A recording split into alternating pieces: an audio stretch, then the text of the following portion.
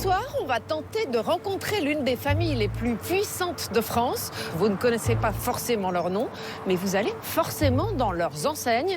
Elles font partie des marques préférées des Français. Auchan, Leroy Merlin, Decathlon ou encore Noroto. Derrière toutes ces entreprises, une seule famille, les Mullier. À Cache Investigation, on a enquêté sur leurs petits et leurs grands secrets. Allez, suivez-moi.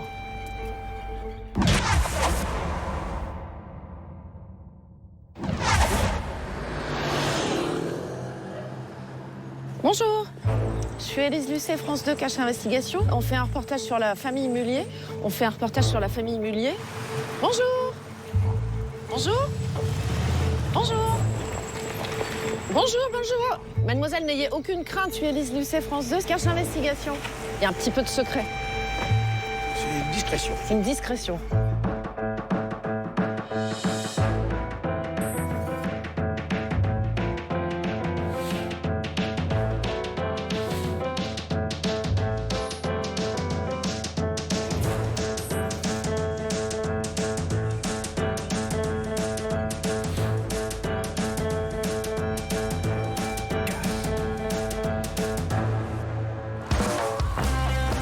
Elle est libre, Karine. C'est une jeune femme indépendante, du genre à n'avoir besoin de personne. Enfin, c'est ce qu'elle croit. Car au quotidien, une famille l'accompagne discrètement.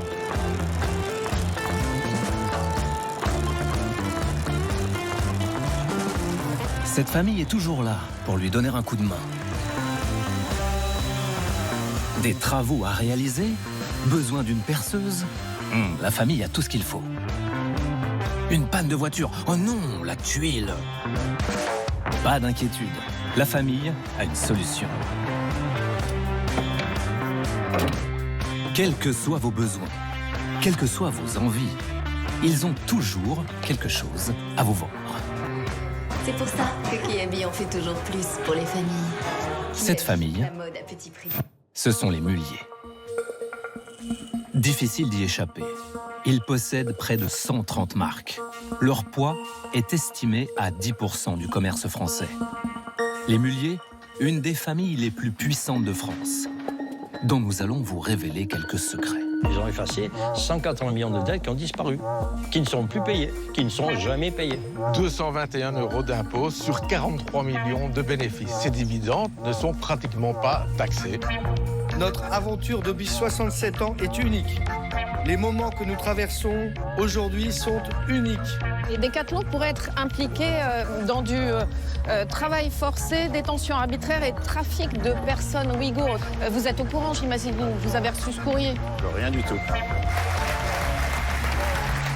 On est des gens ordinaires qui faisons des choses quelquefois effectivement peu ordinaires. Mais nous sommes des gens ordinaires. C'est remarquable et je ne trouve pas d'exemple comparable.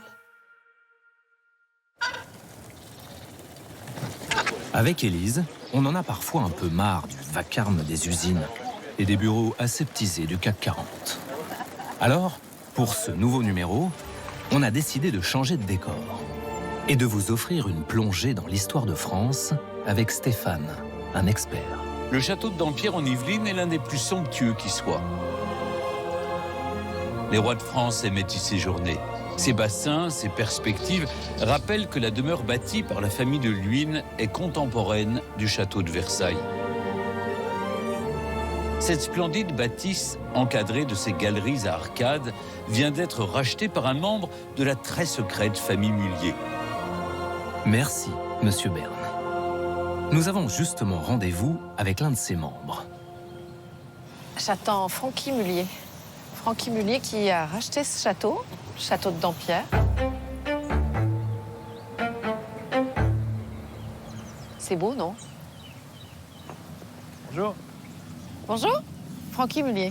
Francky Mullier lui-même. Ravi d'être... oui, je suis Élise Lucet, absolument. Enchanté. Merci vraiment de nous accueillir. C'est un endroit magnifique ici, là, non? On est dans la cour d'honneur. Hein. Vous avez eu le coup de foudre ou qu'est-ce qui s'est passé? Je cherchais un endroit pour exposer ma collection. Ouais. Et je cherchais un château. En 8 jours, ça a été torché. En 8 jours, ça a été torché. D'accord. Montant de la facture, je peux demander? Pour l'achat du château. Combien vous l'avez payé? On l'a payé 40 Ça coûte 40 millions avec les frais de notaire. D'accord. Ouais. Il n'y a rien à cacher, hein. On estime qu'il va falloir rajouter encore 60 millions de travaux, quoi. Ah oui, quand même. Francky Mullier est le plus cash des membres de sa famille. Il a fait fortune en créant une entreprise à succès. Kiloutou. Kiloutou pour Francky Loutou. Vous l'avez? Francky Loutou. On apprend des trucs dans cette émission. À 77 ans, il assume de montrer toute sa réussite. Vous m'emmenez faire le tour du propriétaire? On dirait. Je vous précède, je me permets. C'est la grande salle à manger Ah ouais. qui donne sur le lac. C'est superbe, ça. Hein. Alors, ils s'appellent comment, eux? Loulou et Poupine, D'accord. c'est mes gardes du corps. D'accord. Loulou et Poupine n'habiteront jamais à Dampierre. Francky Mullier destine ce château aux visites du public. Il compte même créer une fondation. Superbe. Oh là là, c'est dingue. Ah oui, c'est dingue. Mais le plus dingue là-dedans, Élise, c'est qu'il va briser un tabou. Parler de la famille. Parce qu'habituellement, les Mullier, avec les journalistes, c'est plus compliqué. Voyez plutôt l'ambiance. Je vais vous dire quelque chose. Je ne crois pas, et on va voir si vous êtes une exception, confirme Marie, je ne crois pas en la parole des journalistes. À la probité des journalistes. Non, en la parole des journalistes. Ce monsieur, c'est Gérard Mullier. Francky est un cousin direct de Gérard, le fondateur d'Auchan.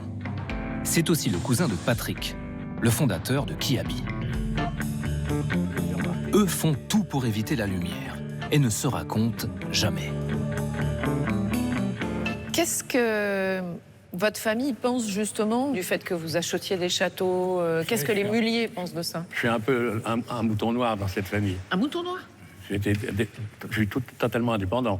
Je pense mouton noir, c'est-à-dire que j'étais hors norme par rapport à la famille, par rapport aux parents, par rapport aux oncles.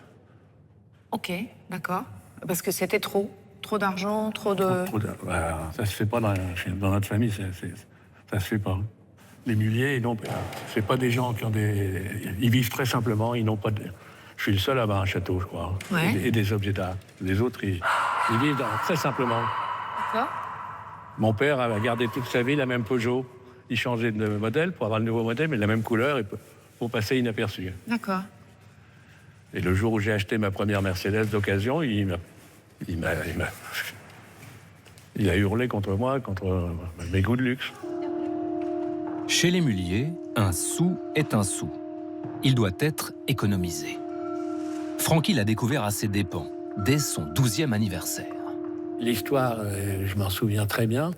Mon papa m'offre un livre de comptes avec des lignes vertes et rouges, très larges, et me dit c'est pour noter tes économies. Votre père vous offre un livre de comptes à 12 ans? À 12-13 ans. Ah oui, d'accord, ok. Je lui dis, papa, c'est bien gentil, mais je n'ai pas l'intention de faire des comptes dans ma vie. Je vais choisir un métier où je vais gagner plein de pognon pour pas avoir besoin de faire des petits comptes. Je te rends ton cadeau. Et comment il a réagi, votre papa, quand vous lui avez rendu le livre de comptes, quand vous avez fait... Furieux. Très déçu que il a découvert que je n'étais pas un Mullier. Il a découvert que vous n'étiez pas un Mullier. Ce Mullier qui n'est pas un Mullier, nous le retrouverons plus tard. À ce stade, nous serions curieux de découvrir les Mullier qui sont des Mullier. Pour cela, il faut aller dans le nord de la France. Changement de décor. À Roubaix, la famille a d'abord fait fortune grâce à l'industrie textile. Dans la ville aux 1000 cheminées, les usines sont aujourd'hui fermées. Mais les héritiers des grands industriels, comme les Mullier, n'ont pas abandonné la région. On va voir Monsieur Vatine, qui est le généalogiste de la famille. Non, Gabriel, on dit Watine. Monsieur Watine n'est pas seulement généalogiste, c'est l'un des héritiers de la dynastie Mullier. Il a écrit un pavé de plus de 500 pages sur les origines de sa famille. Et on est presque en retard. Oui, bonjour. La deuxième maison à droite après le portail. Hein. Merci beaucoup. Passer la porte des grandes familles du Nord, ce n'est pas commun. Malgré sa discrétion naturelle, Monsieur Watine a accepté de nous recevoir. Bon, on avait un atout de poids avec nous. Ah ben, je vois que vous avez un livre intéressant dans la main. Bonjour, vous l'avez trouvé facilement? Oui, on l'a trouvé facilement. Alors, je suis Alain Ouattine et je suis un des descendants de la famille Mullier, par la branche des Mullier-Scalabres. On vous expliquera tout ça tout à l'heure. Ce qu'Alain Ouattine nous a expliqué, nous allons vous le résumer. Parce que c'est un sacré boulot. Tout est là-dedans. Je crois que c'est au minimum 10 ans de travail. C'est presque plus. Il y a des recherches là-dedans qui sont très très anciennes. D'abord, sachez que les Mullier sont une très, très, très grande famille. Les Mullier aujourd'hui sont extrêmement nombreux, enfin les descendants en tout cas, des premiers Mullier se chiffrent par dizaines de milliers. Alors, pour s'y retrouver, on les distingue par le nom des épouses. Bonjour madame. Notre hôte, par exemple, est un Mullier Scalabre. Voilà, donc ça c'est la fameuse photo dont toute la famille Mullier réunie, donc en 1943. En pleine Seconde Guerre mondiale, 250 Mullier se réunissent pour une fête d'anniversaire. On y découvre une famille bourgeoise, avec ses tenues austères, ses religieux en soutane, rassemblés autour de la matriarche. Donc c'est Madame Mullier-Éloi, c'est donc l'arrière-arrière-arrière-grand-mère de toutes les personnes qui se trouvent donc sur la photo en 1943. Vous avez vos parents, par exemple? Oui, par exemple, mes parents sont ici. Ça, c'est ma mère. Voilà. Et puis mon père qui se trouve ici. Dans cette famille, une branche nous intéresse en particulier. Les Mullier Lestienne, du nom de Louis Mullier et de sa femme, Marguerite Lestienne. Les descendants de ce couple discret vont devenir milliardaires. Au début du XXe siècle, Louis et Marguerite sont de petits industriels roubaisiens. Ils possèdent plusieurs filatures de laine, mais ne se démarquent pas. C'est un de leurs fils qui va proposer une petite révolution. Devenir commerçant, vendre en boutique leur propre laine. 1945, c'est la naissance des boutiques Fildar. La famille décolle économiquement. Depuis Louis et Marguerite, le couple fondateur, les Mullier Lestienne se sont multipliés. Et un empire commercial est né. Sur cette représentation, chaque point correspond à un Mullier. La deuxième génération a créé Fildar. Les petits-enfants inventent Auchan, Kiabi, Saint-Maclou, Flunch, Décathlon, Kiloutou.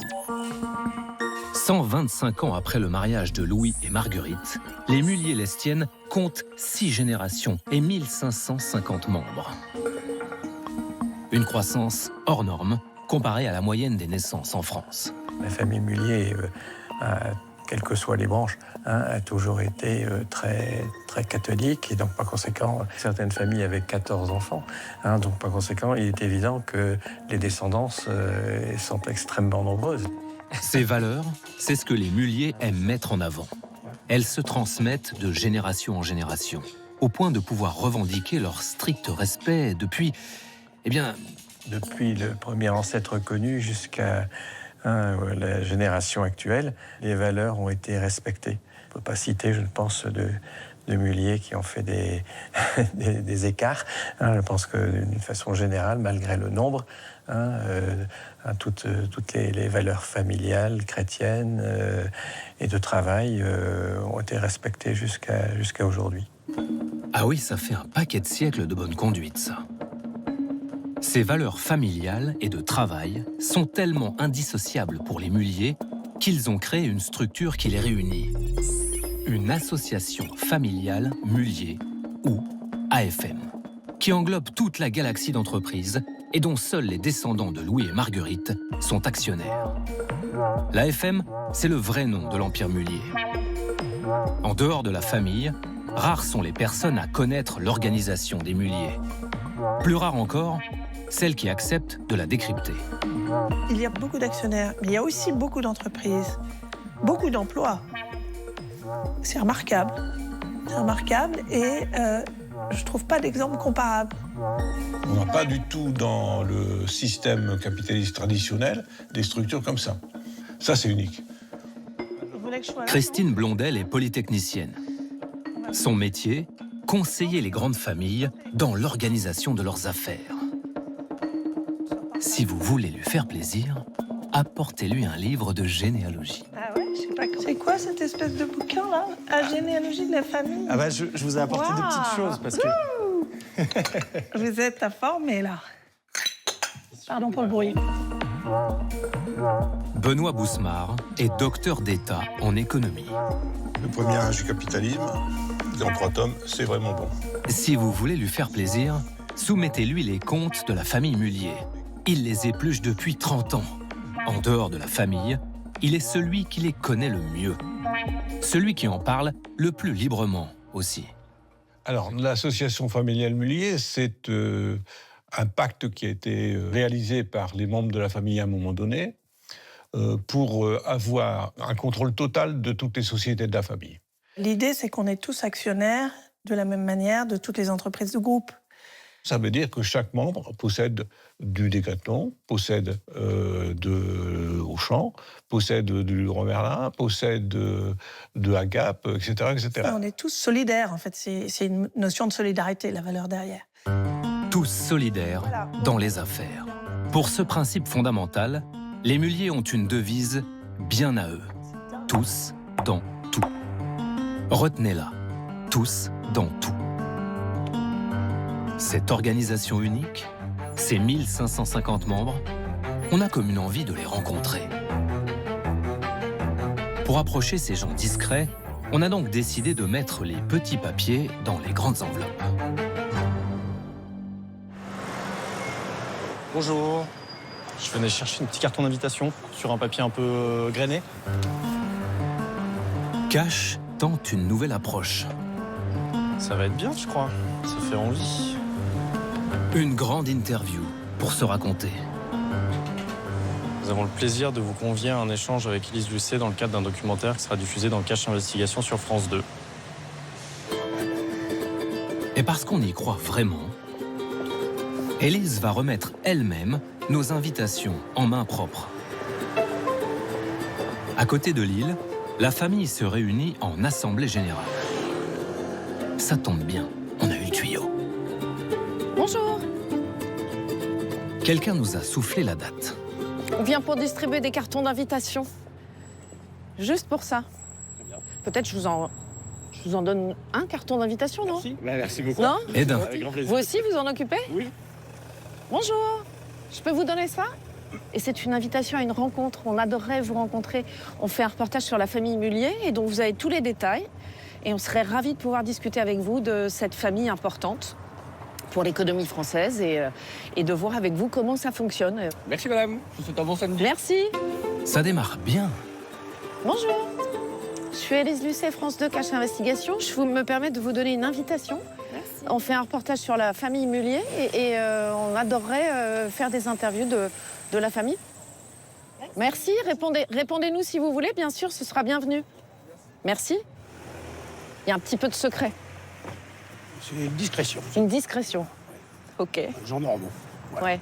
Avec son air normal, Jérôme Saki est un membre éminent de la famille.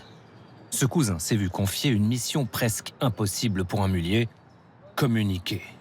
Là, c'est l'Assemblée Générale aujourd'hui, hein, c'est ça? Exactement. Et qu'est-ce qui se passe dans une Assemblée Générale? Parce que nous, on est d'habitude dans les Assemblées Générales, en fait, la presse est acceptée.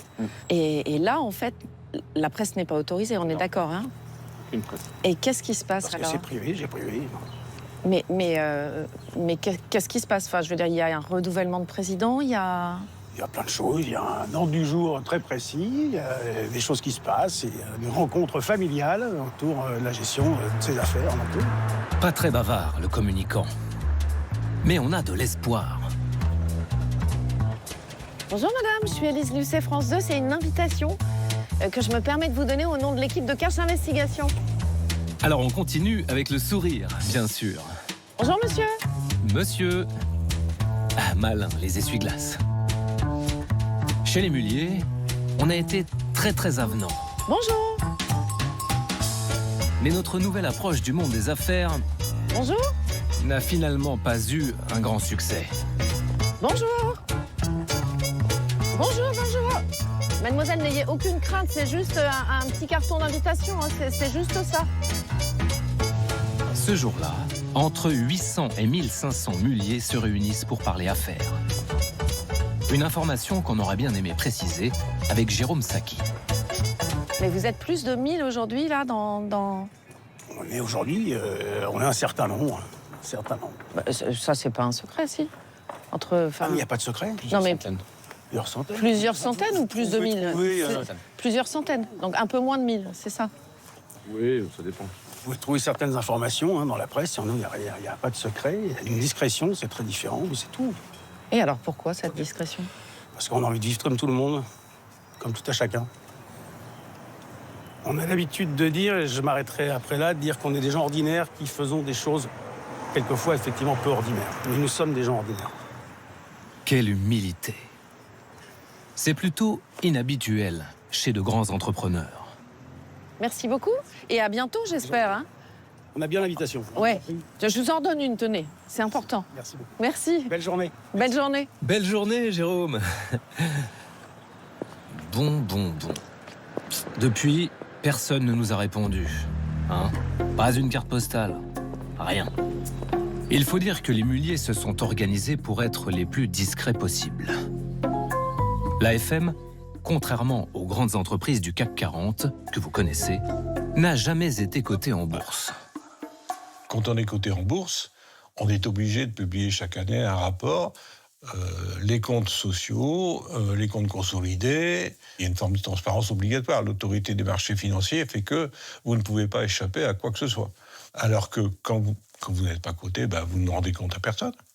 Donc c'est tout simple, si vous n'êtes pas coté, vous n'avez rien à dire et vous n'avez rien à faire. Est-ce qu'il y a une volonté d'opacité dans cette famille? Au départ, certainement. Il y avait une volonté d'opacité parce qu'ils ne voulaient pas publier un certain nombre de sociétés. Ils veulent rester discrets, ils ne veulent pas montrer qu'ils sont aussi puissants que ça. C'est une des familles les plus puissantes de France, d'ailleurs. Il n'y a pas photo. L'opacité, les muliers ne reprendraient sûrement pas le terme. Mais l'un de nos interlocuteurs, qui a travaillé au plus près d'eux, confirme cette volonté de cacher la réussite familiale. C'est un fonctionnement opaque, totalement opaque, qui est fondé sur la règle bénéfice connu égale bénéfice perdu. Ça explique le fait qu'ils soient pas transparents, qu'ils aient jamais voulu s'introduire en bourse. Bénéfice connu égale bénéfice perdu. Ne donne pas ce que tu gagnes, c'est vraiment un truc du Nord, ça. Il y a des grandes familles du Nord. Pour se faire une idée de la puissance des muliers, on a repris nos vieilles méthodes. Vous reconnaissez? Avec une caméra discrète, nous tentons d'entrer dans une autre AG de l'AFM. Bonjour. C'est ta famille? Non. Ah non, je me demandais parce que je ne connais pas ce visage pour vous dire bonjour. Est-ce que de quelle famille Ok. Ah, cette discrétion légendaire. En tout cas, on sait où on est.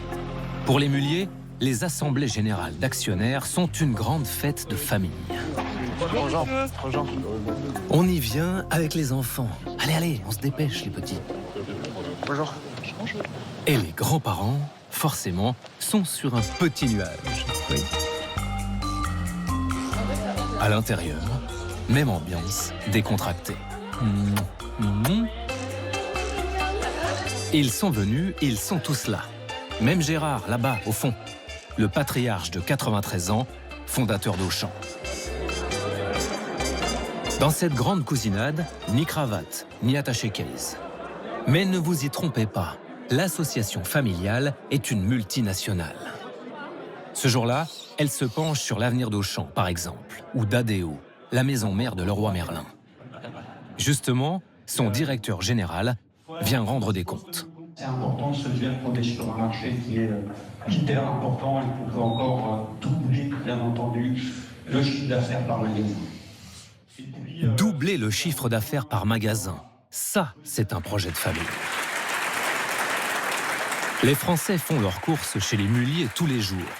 Mais sur l'état réel des finances de la famille, rien ne filtre jamais. Ce jour-là, on a fini par se faire repérer. Bonjour, vous aidez? Non, ça va, merci. Vous attendez quelqu'un? Oui. C'est-à-dire? Comment? C'est-à-dire? J'attends un ami. Ouais. Ouais, bon, on va y aller, nous. Hein. Jusqu'à présent, les AG des Mulliers sont restées secrètes. Aucun journaliste n'avait pu y assister. Mais après des mois de recherche, nous avons réussi à nous procurer une vidéo interne de 2022. Une plongée dans les secrets économiques de la famille. Chères familles, chers amis, votre conseil de gérance est très heureux de vous retrouver en présentiel après 3 ans sans la plupart d'entre vous. La captation intégrale d'une AG, et pas n'importe laquelle. La première à s'être tenue en présentiel après le Covid et une succession de crises économiques majeures. Gilets jaunes, crise Covid, guerre Ukraine-Russie, ce ne sont pas des événements étalés sur 20 ans, c'est des événements étalés sur 2 ans et demi. Les risques traversés ont été réels et sérieux. Barthélémy Guillain, le président de l'association et membre de la famille, présente à ses cousins actionnaires les résultats financiers. Le cœur du réacteur AFM. Ces chiffres, que vous allez entendre, les Mulliers ne les ont jamais révélés. C'est dans ce contexte, à tout le moins particulier, que notre ensemble tous dans tout progresse de 16%, soit une progression en vrais euros, si vous me permettez de le dire comme ça, de 4,7 milliards d'euros. C'est une croissance que nous avions oubliée depuis 1998. Cette progression n'est pas ordinaire. Elle n'est pas ordinaire. Barthélémy, enfin, osons le dire, extraordinaire. Et ce, malgré la crise du Covid. Fin 2021, la richesse professionnelle, c'est-à-dire la valorisation de toutes les entreprises de l'AFM, atteignait 33 milliards 683 millions d'euros. Ah, quand on vous disait que les AG des Mulliers étaient une fête. Barthélémy Guillain est aussi chargé de distribuer les cadeaux. 674 millions d'euros de dividendes qui atterrissent dans les poches de 900 membres de la famille. Le montant des dividendes nets perçus s'accroît donc, va s'accroître assez significativement pour la plupart des actionnaires. Je vous invite à faire ce que vous voulez, mais à privilégier l'investissement dans votre entrepreneuriat ou bien sûr le réinvestissement dans l'AFM, fidèlement à notre culture familiale. Même quand il s'agit de leur fortune personnelle, les Mulliers sont poliment invités à faire ce qu'on leur dit. Sous couvert de culture familiale, on peut dire qu'ils ont une sacrée pression. Voici d'ailleurs un florilège des devises que la famille aime mettre en avant. On est là pour servir, pas pour se servir. Le bruit ne fait pas de bien, le bien ne fait pas de bruit. L'argent est comme le sang. Le nombre est une force. Nous nous sommes procuré un ouvrage interne à l'AFM. Un guide rédigé par l'un de ses membres, intitulé « Entreprendre en famille ». Comme souvent dans les grandes familles d'industriels du Nord, il contient des principes inspirés de la pensée sociale chrétienne. Le petit guide rouge apporte des éclairages aux membres qui seraient un peu perdus. Notamment sur un sujet qui a son importance, lorsque l'on est riche à millions. À quoi servent les impôts ? En payant des impôts, nous contribuons ainsi à l'établissement de la justice sociale. Sur ce sujet, la doctrine familiale est très claire. Mais ces valeurs sont-elles mises en pratique ou relèvent-elles du mythe Mullier ? Vous allez voir qu'au moment de passer à la caisse, pour certains, les grands principes ne pèsent pas très lourd. N'est-ce pas, Voltaire ?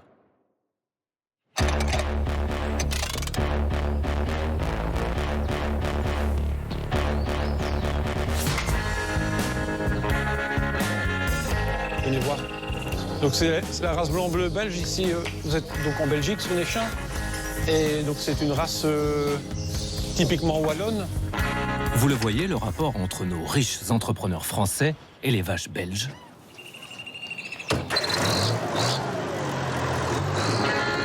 Désiré Négel, lui, a tout de suite compris. Il faut dire qu'il en a vu du changement ici. Il y a 40 ans, il y avait plus de 40 fermiers sur Néchin. Et aujourd'hui, on doit être encore 8. Au bout de son champ, sont apparues des maisons comme ce village ouvrier et agricole n'en avait jamais connu. Des maisons de muliers. Là, ça a vraiment changé, là. Ça ressemble plus du tout à ce que vous avez connu enfant, non? Ah non. Ici, il n'y avait rien. On voyait la France, je veux dire. Il n'y avait rien, c'était des champs. Qu'est-ce qui est nouveau, alors? Ouais, montrez-moi. Donc ici, vous avez une propriété d'un mulier qui est vraiment au centre des arbres. Donc ça a été boisé et la maison est vraiment cachée au milieu. Mais je veux dire, c'est pas une maison comme tout le monde. Hein. C'est une maison comme on voit à la télé, au cinéma. Cette maison de cinéma, au milieu de son parc arboré, la voici. Elle appartient à Patrick Mullier, l'un des patriarches de la famille et fondateur de Kiabi. Juste à droite, le long de la rue principale de Néchin, une de ses filles possède la Maison Blanche. Et ce n'est pas fini. Collée avec son étang, la maison construite par Jean Mullier, un des frères de Patrick, aujourd'hui décédé. D'ailleurs, maintenant, les habitants de Néchin disent le boulevard des Mulliers, ce n'est plus la rue Ranastrid, c'est le boulevard des Mulliers. Tellement ils sont nombreux, là. Oui, tellement ils sont nombreux. Depuis quand certains Mulliers ont-ils déclaré cet amour de la campagne belge? Voici quelques indices. Sur cette archive aérienne de 1971, aucune trace de grande maison Mullier. Il y a essentiellement des champs. En 1994, au même endroit, les constructions sont là. Au milieu des prés, les parcs arborés apparaissent. Que s'est-il passé entre ces deux dates? 5, 4, 3, 2, 1... En 1981, François Mitterrand est élu président. Il crée l'impôt de solidarité sur la fortune. Certains Mulliers fuient l'ISF et quittent la France. Dans le genre exil fiscal, il n'y a pas plus pratique. Ici, on est en France. Là, on est en Belgique. Bonjour, monsieur le député. Bonjour. Gabriel Garcia. Bon, merci de nous recevoir chez vous. Là, on est chez vous. Hein. On est en Belgique ici, oui. Là, vous êtes, en fait, on est à la frontière, vraiment franco-belge. Hein. À quelques mètres, on est en France, là, à Touflers, pas loin de l'agglomération lilloise. Marco Van Hess est fonctionnaire des impôts. Cet ancien député belge s'est passionné pour l'exil des Mulliers à Néchin, sa circonscription. Évidemment, ils se sont installés ici parce que c'est proche de leur travail, on est d'accord. Ce n'est pas la raison première, mais ça arrange les choses, évidemment, que ce soit proche. Mais la raison première, elle est évidemment fiscale, hein, puisqu'ils profitent de la fiscalité belge. Ils en ont profité largement à l'époque où l'ISF touchait leur patrimoine. Et vu qu'il n'y a pas d'impôt sur la fortune en Belgique, ben, voilà, ils faisaient des économies fiscales assez substantielles. Voilà. Donc... Même si l'ISF a été supprimé par Emmanuel Macron en 2018, plus d'une centaine de Mulliers vivent encore en Belgique. Tiens, d'ailleurs, en voilà un qui passe en nous filmant. Bonjour. Pour quelles raisons reste-t-il en Belgique? Marco Van Hess a pu analyser des informations inaccessibles en France. Les comptes de leur société personnelle belge. En particulier, la holding de Patrick Mullier, l'un des patriarches fondateurs. Ici, c'est lui le fondateur de Kiabi, hein, donc oui. C'est pas n'importe qui. Des centaines de magasins, des millions de clients dans le monde. Hein. C'est en Belgique que le créateur de Kiabi engrange au moins une partie des dividendes distribués lors des AG familiales.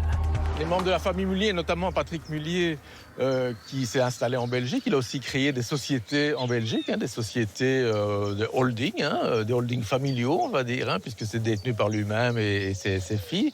Ces holdings détiennent des participations dans les autres sociétés de la famille, du groupe.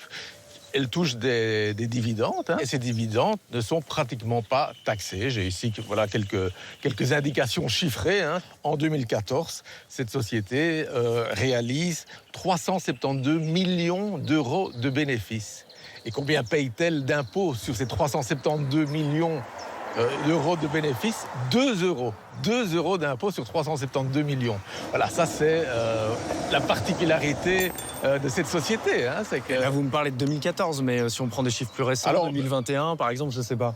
Ah ben, si vous prenez 2021, il y a 221 euros d'impôt sur 43 millions de bénéfices. Voilà, donc vous voyez, on reste dans des proportions. Il y a des années où c'est carrément 0 euros d'impôt sur plusieurs millions de bénéfices. Voilà. Le député belge a fait ses calculs. Entre 2014 et 2022, la holding personnelle de Patrick Mullier et de ses filles a enregistré des bénéfices de 466 millions d'euros.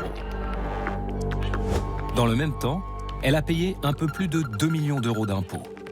Sur la période, le taux d'imposition moyen est de 0,5%, conforme à la fiscalité sur les revenus des entreprises en Belgique. C'est pratiquement pas d'imposition, effectivement. Et il y a la même chose chez les cousins, chez les frères qui sont un peu plus loin dans la rue.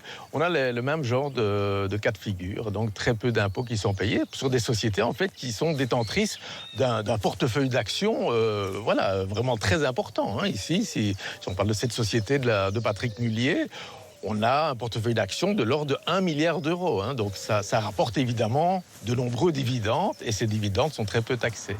La Belgique, ça ressemble beaucoup à un paradis fiscal pour certains Mulliers. Bonjour. On aurait bien une ou deux questions à leur poser. Bonjour madame.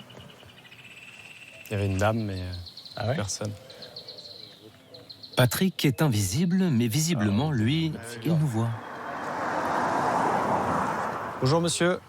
J'ai reçu un appel du propriétaire. Oui. Vous êtes sur sa partie privée. Mais il n'y a pas de trottoir, ça veut dire, par ici? Non, je veux garder l'identité de tout le monde, s'il vous plaît. Bien sûr. Et c'est directement Patrick Mullier qui vous appelle ou? Alors, en fait, lui, il a ses caméras sur la surveillance, si vous voulez, mais c'est un peu... Ah bah, il y a quelqu'un alors. Ok. Bon, bah merci beaucoup. Ouais, pas de soucis. Allez, bonne journée. Au revoir. Passez le bonjour à Patrick, quand même. Allez, au revoir. Au revoir, merci. Heureusement, Patrick n'est pas le seul patriarche Mullier à Néchamps. Dans une rue adjacente, vit aussi le fondateur de Saint-Maclou. Gonzague Mullier occupe une ancienne ferme. Cette fois, pas de portail pour nous tenir à distance.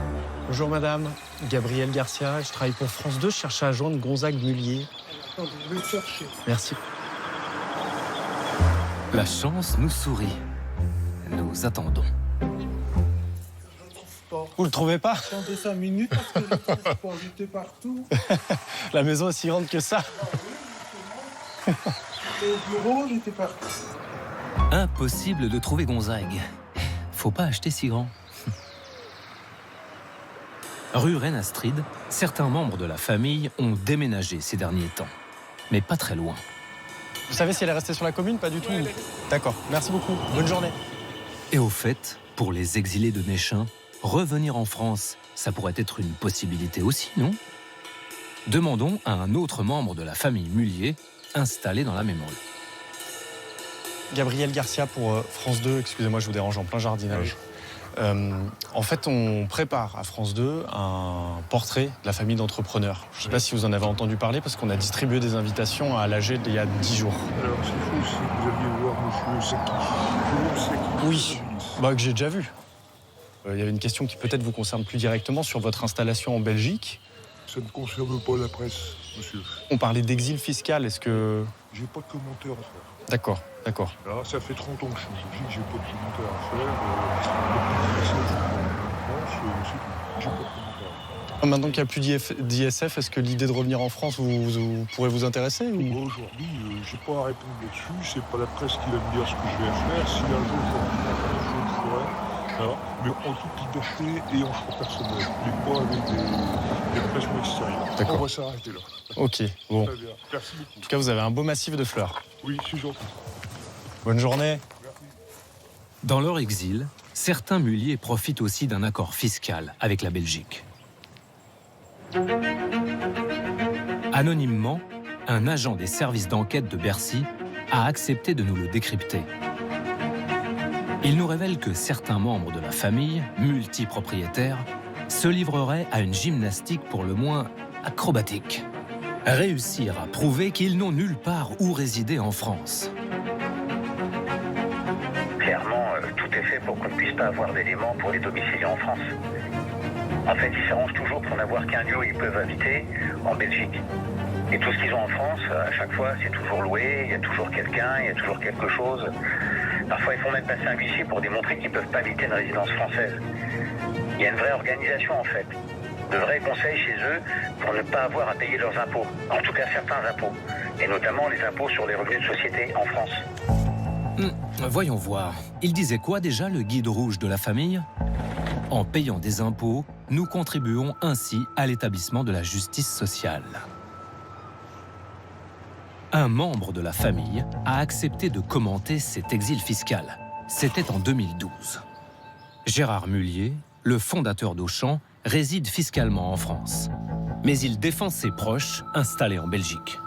Il y en a quelques-uns, pas beaucoup, des retraités, qui sont partis en Belgique il y a une trentaine d'années, c'est vrai, parce que leur vocation personnelle, c'est de toujours réinvestir les dividendes qui sont distribués et leurs économies, de toujours les investir dans les entreprises, parce qu'ils pensent que l'important, c'est de créer des emplois. Et moi, personnellement, je trouve que c'est plus important de créer un emploi durable que, excusez-moi, de payer certains impôts. Vous confirmez que quelques membres de votre famille sont partis pour des raisons fiscales? Oui, mais ce que je confirme, madame, c'est que j'habite ici depuis 81 ans, que depuis l'arrivée de la gauche en 1981, on prétend que j'habite la Belgique. Récemment, on a aussi prétendu dans les journaux que j'habitais la Suisse. Il y en a marre. Ok, ne vous énervez pas, Gérard. On a compris que vous étiez solidaire sur ce sujet. D'ailleurs, entre Mullier, la solidarité, c'est du sérieux. Vous vous souvenez ces histoires de tous dans tout? Ces entreprises dont on partage les parts et les bénéfices? Eh bien, les membres de la famille se serrent les coudes. Et ils aiment se le raconter comme dans cette vidéo familiale. Nous avons été condamnés à la bonne entente. Nous sommes tous minoritaires. On a réussi à maintenir l'unité familiale à la 4e et 5e génération et la cohésion du groupe dans un nombre aussi important. Eh bien, figurez-vous que derrière cette apparente égalité, on en a découvert une bonne. Dans l'AFM, il y a en fait des petits et des gros actionnaires. Tous dans tout, ça ne veut pas dire tous égaux. Tous dans tout, ça veut dire que tout le monde possède un peu de tout, mais il y a des gens qui possèdent beaucoup un peu de tout. Si on prend un Patrick Mullier, voilà, il pèse au bas mot 1 milliard d'euros avec ses enfants, ses filles. C'est pas représentatif de la famille. Hein. Il y a des centaines de membres du clan Mullier.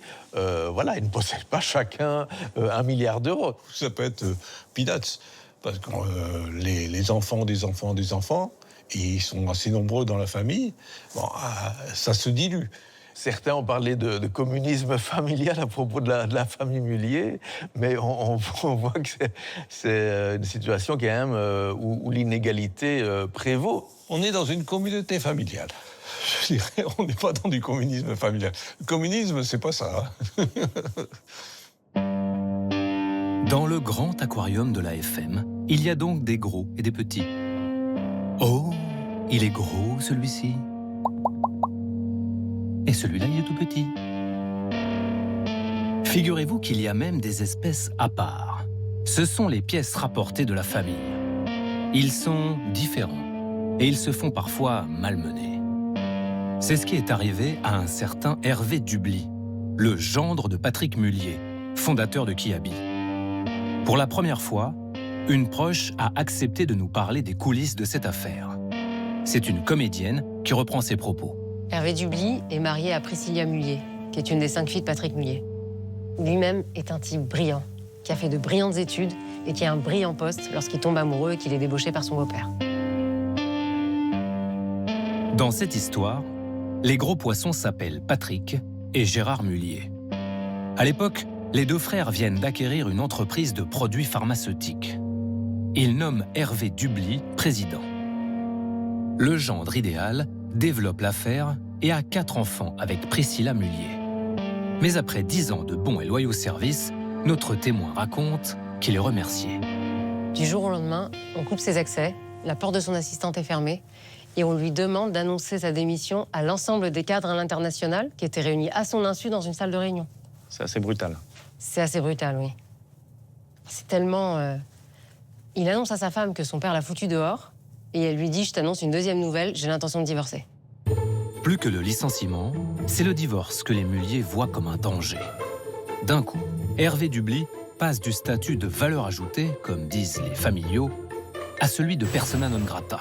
Il doit rendre ses actions de l'AFM. Dans les statuts, il est bien précisé qu'on doit être, de façon directe ou indirecte, un descendant de Louis Mullier Sienne. Donc là-dessus, il n'y a pas d'ambiguïté du tout. Hein. Les amours passent après les affaires. Ça veut dire que quand on est conjoint au sein de la famille Mullier, on est quand même sur un siège éjectable, non? Comment vous diriez? Toujours. C'est au prix de ces évictions que les Mullier maintiennent leur unité et s'assurent que les affaires restent en famille. Pourquoi est-ce que le divorce peut être une difficulté quand c'est pas prévu à l'avance? C'est qu'effectivement, le conjoint, une fois divorcé, peut se retrouver avec des actions de l'entreprise qui pourront passer à des enfants d'un deuxième mariage, etc., etc. Et donc, si une entreprise familiale souhaite garder le contrôle à l'intérieur de la famille définie comme les descendants des fondateurs, donc ça, c'est un risque de perdre finalement le contrôle de l'entreprise. Derrière la solidarité affichée, la famille ne fait pas forcément dans les sentiments. C'est le business.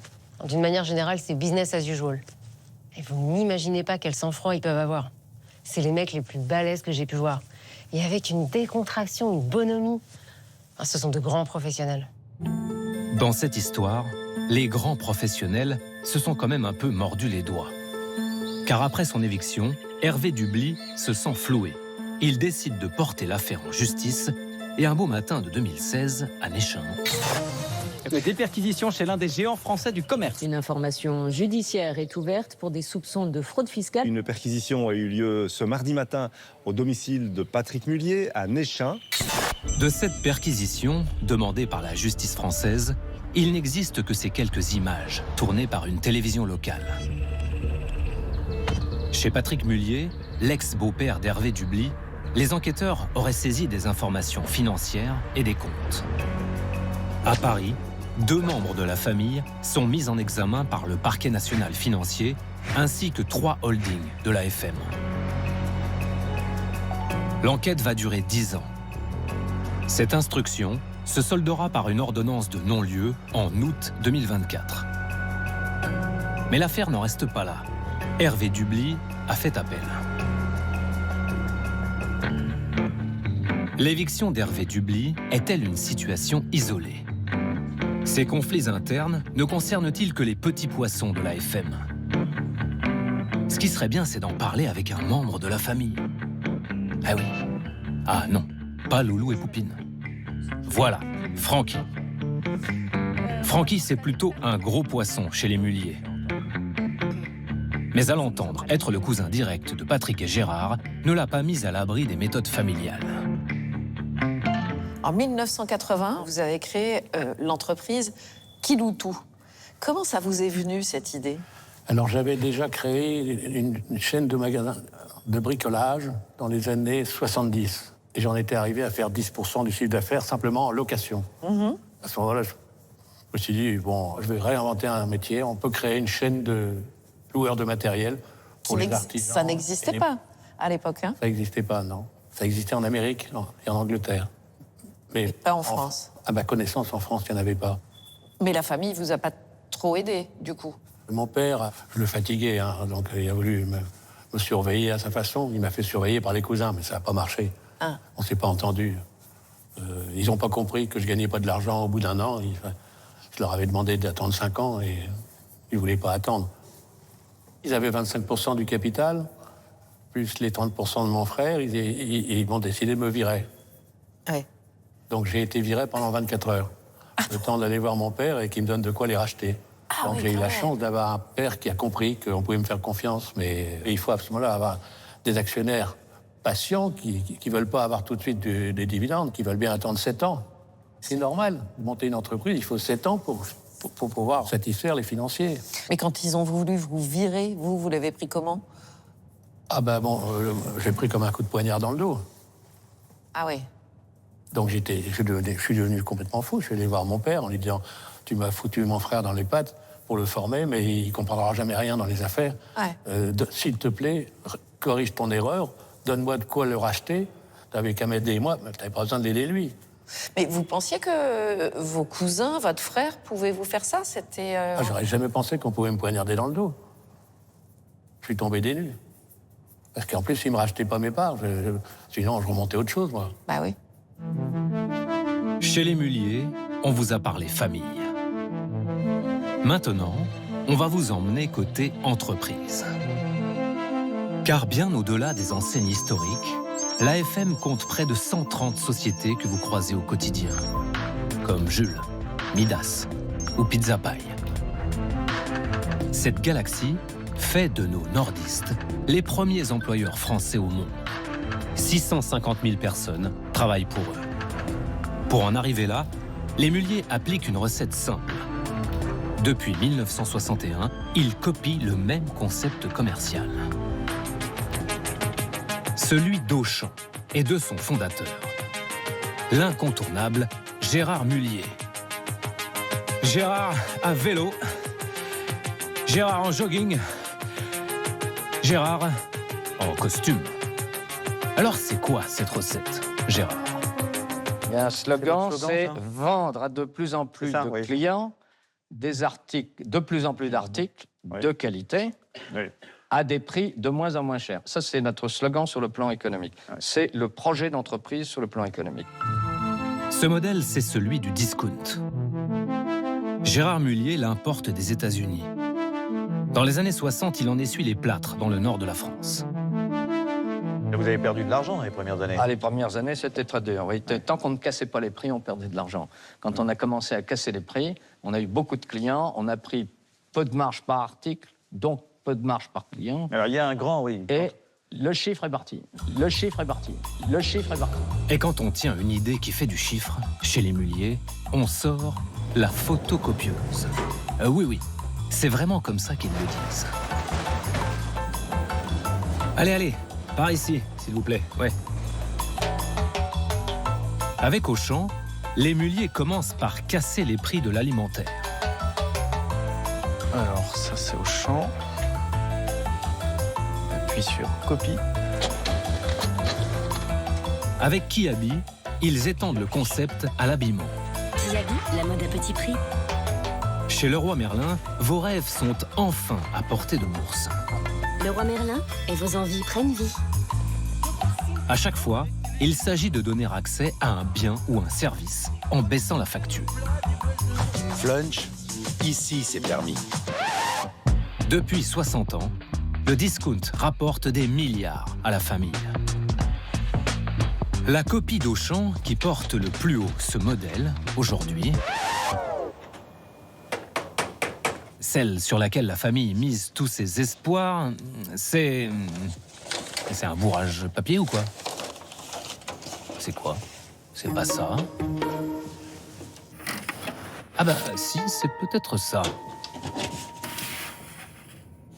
Ah mais oui! C'est Decathlon! Decathlon, par son offre exclusive, très abordable et de plus en plus technique, a la volonté de passer d'une enseigne de distribution à une marque leader préférée des Français et bientôt des sportifs du monde entier. Avec ses 15 milliards d'euros de chiffre d'affaires en 2023, un résultat multiplié par 2 pendant le Covid, l'enseigne, plusieurs fois élue préférée des Français, est en plein boom.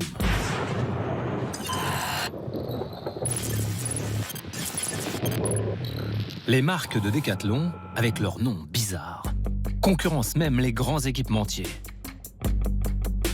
Dans la Ligue 1 de foot français, le ballon Kipsta a remplacé celui de Puma ou d'Adidas. Dans le basket, la marque Tarmac est désormais partenaire de la prestigieuse NBA américaine. Decathlon n'est donc pas qu'un vendeur, c'est devenu un fabricant au succès planétaire.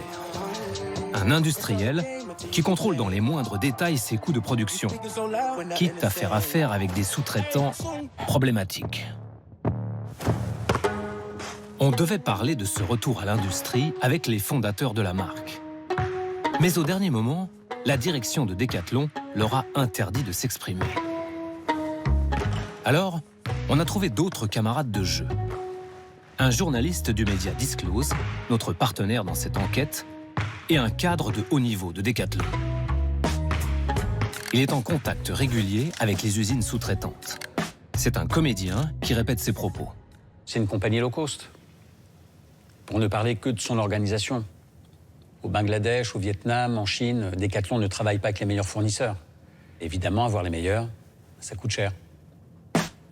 Pour baisser ses coûts, Decathlon va bien plus loin que le modèle Auchan. Ça sera bien, là. Loin du simple rôle de commerçant, l'entreprise Mullier a repris la main sur toute la fabrication et la production industrielle. Nous soumettons au cadre de Decathlon des dizaines de documents internes que nous nous sommes procurés. Il détaille notamment les coûts de fabrication de produits Quechua ou Newfeel, comme cette petite paire de baskets. À 25 €, ce basique pour enfants est en fait une grosse machine industrielle. Les volumes de production de Decathlon sont énormes. Par exemple, ce modèle, en une année, il est produit à au moins 3 millions d'exemplaires, rien qu'au Bangladesh. Il y a différentes couleurs, mais imaginez, 3 millions. Et des modèles qui vendent autant, il y en a plusieurs chez Decathlon. Je crois pas, enfin, je connais pas beaucoup de modèles de Nike qui se vendent à 3 millions de paires en une année. Ces volumes de production, c'est un des secrets de Decathlon pour baisser ses prix. Et puis l'autre secret, c'est que Decathlon a une connaissance de ses coûts que les autres n'ont pas. Decathlon ne se contente pas de confier la fabrication de sa basket à une modeste usine du Bangladesh. Le Français contrôle aussi chaque geste de son sous-traitant. Nos documents montrent qu'il est au courant de tout, comme s'il s'agissait de sa propre usine. Donc là, on est bien sur la partie coût. Ouais. Pour notre modèle, celui-ci, c'est bien ça, on est d'accord? C'est ouais. PW 540. Ça, c'est le même. Et tu vois, dans cette case-là, par exemple, on voit que Decathlon estime qu'il faut 70 minutes,96 pour fabriquer une paire de cette petite basket. En fait, ils savent tout de cette usine. Ils connaissent sa consommation électrique, le nombre d'ouvriers, leur salaire, leurs horaires. Ils arrivent même à calculer le coût par minute. Ah oui, là. Ah oui, c'est ça. Donc CPM, c'est coût par minute, en fait. Pour chaque minute travaillée, Decathlon paye 3 centimes dans cette usine. Grâce à sa quête des coûts les plus bas, Decathlon est capable de lister chacune des 73 pièces qui composent sa chaussure. Ce renfort avant, par exemple. Mais aussi le scratch, et jusqu'au moindre fil de couture. L'entreprise connaît leurs coûts, bien sûr. Mais plus rare, elle est capable d'indiquer aussi les sous-traitants qui fournissent ces pièces.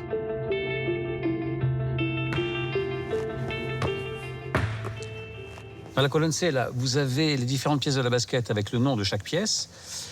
Puis, dans la colonne G, vous trouvez le fournisseur de chacune de ces pièces. Ah oui.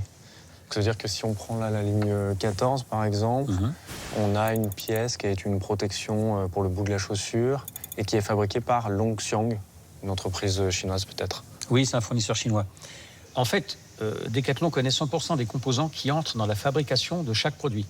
L'entreprise sait d'où ils viennent, mais elle est même capable de dire à son sous-traitant où les acheter et à quel prix. Donc clairement, Decathlon connaît sa chaîne de production de façon plus détaillée que d'autres grandes marques. Ils sont vraiment forts chez Decat, quand même. Tellement habiles, niveau approvisionnement, que l'entreprise affirme connaître ses sous-traitants sur 3 niveaux. Ses sous-traitants directs, bien sûr, mais aussi leurs sous-traitants. Et même les sous-traitants des sous-traitants des sous-traitants. Sur cette basket, Decathlon est ainsi capable de dire d'où vient le coton ou le nylon de chaque fil. Mais cette expertise permet-elle aussi de sélectionner les fournisseurs les plus vertueux? C'est ce que promet l'entreprise du Nord. Sur son site internet, elle en fait même un gage de confiance pour le consommateur. Pour le vérifier, nous nous sommes procuré une liste interne. 1721 fournisseurs actifs de Decathlon fin 2022. Des usines de chaussures, d'électronique. Près de 30% sont chinoises. Et parmi celles-ci, une société a attiré notre attention. Qingdao Jifa. Dans les documents internes, l'entreprise est présentée comme un grand compte. C'est l'un des principaux fournisseurs textiles de la marque. Mais c'est aussi un grand groupe soupçonné de travail forcé. Le nom de cette entreprise apparaît notamment dans une lettre ouverte que les députés américains ont adressée à leur gouvernement en 2023. Ces élus du Congrès demandent des sanctions contre des entreprises chinoises qui auraient recours au travail forcé des populations ouïghours. Ils réclament même que leurs produits soient interdits d'importation aux États-Unis. Parmi les entreprises ciblées, Qingdao Jifa et ses filiales. Qingdao Jifa Group, Qingdao Jifa Import and Export, Xinjiang Xirong Closing. Pour en savoir plus sur les soupçons qui pèsent sur ce partenaire de Decathlon, il faudrait aller à Washington, au Congrès des États-Unis. Mais bon, c'est loin quand même, non? Ah bah non, regardez, c'est juste là. Sympa, ce Stetson texan. C'est dans la capitale américaine que travaille le docteur Adrian Zenz. C'est le premier chercheur à avoir prouvé l'existence du travail forcé des Ouïghours. Ce jour-là, il intervient au Capitole. Voici l'invitation. Il n'est pas peu fier. Vous savez, ce sont mes recherches qui ont amené le gouvernement américain à interdire le coton du Xinjiang en janvier 2021. C'est bien là? Oui, ici c'est bien. L'entrée est juste là. Ces recherches nourrissent les rapports du Congrès, comme celui qui cible justement Qingdao Jifa, le sous-traitant de Decathlon. Adrian Zenz est régulièrement auditionné sur la situation des Ouïghours, qui vivent dans la région du Xinjiang, un immense territoire situé à l'ouest de la Chine. Réunir des preuves de travail forcé devient de plus en plus difficile. Et la Chine profite de cette opacité. Face aux élus et à leurs équipes, le chercheur s'appuie sur les rares images de la région qui ont pu fuiter ces dernières années, comme cette vidéo. Au pied des wagons, en violet, on voit des Ouïghours, les yeux bandés, les mains liées. Comme eux, on estime qu'1 million de membres de cette minorité musulmane ont été enfermés de force dans des camps par Pékin, soupçonnés de manquer de fidélité au Parti communiste chinois. Le Xinjiang est quasiment inaccessible aux journalistes. Mais nous pouvons confirmer qu'au moins une usine basée sur place a produit pour Decathlon. Il s'agit de Xinjiang Xirong, avec ses toits bleus sur ses images satellites. Une immense manufacture textile construite par Qingdao Jifa en pleine région ouïghour. Grâce aux réseaux sociaux chinois, on découvre une zone industrielle flambant neuve, là où l'entreprise emploie plus de 1000 Ouïghours. Seules ces quelques images d'une visite officielle permettent de découvrir l'intérieur du lieu. Sur le site du syndicat textile régional, nous avons fait une découverte. Dans un article de 2021, Xinjiang Xirong se vante de produire pour les Occidentaux et cite en premier Decathlon et Orsay, deux entreprises de la galaxie Mullier. Mais le travail forcé des Ouïghours ne se limite plus au Xinjiang. Ces dernières années, face aux critiques, il a pris d'autres formes. Le gouvernement chinois exile de force des travailleurs loin de chez eux. Aujourd'hui, la forme de répression la plus insidieuse et la plus discrète, c'est le déplacement des travailleurs forcés. De très nombreux Ouïghours, des millions même, ont été enlevés dans les campagnes et contraints d'aller travailler dans des usines. Non plus des camps, mais des usines sécurisées où les Ouïghours sont envoyés en groupe et escortés par les autorités, des gardes ou des policiers. Cela correspond à ce que l'Organisation internationale du travail qualifie de travail forcé. Parce que ces ouvriers n'ont pas le choix. Ça les arrache à leur communauté. Cela brise les familles.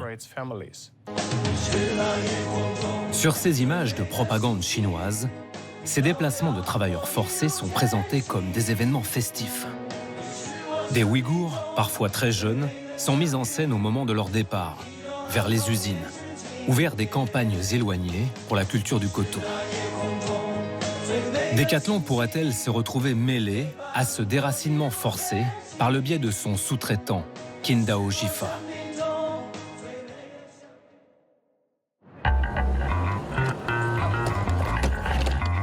On vous présente Justine à la caméra et Marine. Bon, Justine, c'est parti. Ces deux journalistes françaises sont installées en Chine. Un pays où certains sujets sont plus faciles à couvrir que d'autres. La gastronomie du Shandong, par exemple. Plutôt mignon, ce petit village. Alors, c'est comment? C'est gras. Pour Cache Investigation, elles opèrent sous une couverture bien pratique. Influenceuse culinaire. Alors, on vient d'arriver dans un resto, un petit boui-boui local. Mais en plus d'avoir un bon coup de baguette, C'est délicieux. Justine et Marine ont un vrai talent journalistique. Entrée là où personne ne se faufile jamais. Dans les usines textiles chinoises. Ah, mais c'est ça l'usine, non? Ouais, c'est ça l'usine. Ah voilà, c'est ce pont, ouais. Elles approchent d'une usine de Qingdao Jifa qui apparaît dans notre liste. Nous sommes à Yanggu, à l'est de la Chine, en dehors du Xinjiang. 36 millions d'euros de vêtements Decathlon seraient sortis d'ici en 2022, selon nos éléments. Et pour entrer, on vous a prévenu, elles ont un vrai talent journalistique. Bonjour. Excusez-moi, je suis un peu perdue. J'ai vraiment besoin d'aller aux toilettes. J'ai mal au ventre. Et voilà, vite, direction les toilettes. Nous tournons avec une caméra discrète. Ah, c'est là, c'est l'escalier. Dès l'entrée, un grand panneau Decathlon. En plus de l'histoire de l'entreprise, les valeurs de l'enseigne Mullier sont affichées. La confiance, le partage. Ah, les valeurs, même à l'autre bout du monde. Les toilettes sont là-bas, à l'extrémité. Il y a des toilettes pour hommes et des toilettes pour femmes. Merci. Ici, plus d'une centaine d'ouvrières travaillent exclusivement pour Decathlon. Elles cousent et assemblent. Là, une marinière. Plus loin, un maillot de basket pour enfants. Sur la table, c'est un short. Il affiche le logo de la NBA. Plusieurs pièces sont produites par Jifa pour le partenariat avec la Ligue de basket américaine, dont ce collant. Dans une autre allée, c'est un polo pour golfeurs que ces ouvrières préparent pour la marque française. Oh, c'est joli. C'est pour homme, ça, non? Ok. L'ouvrière du poste voisin attire notre attention.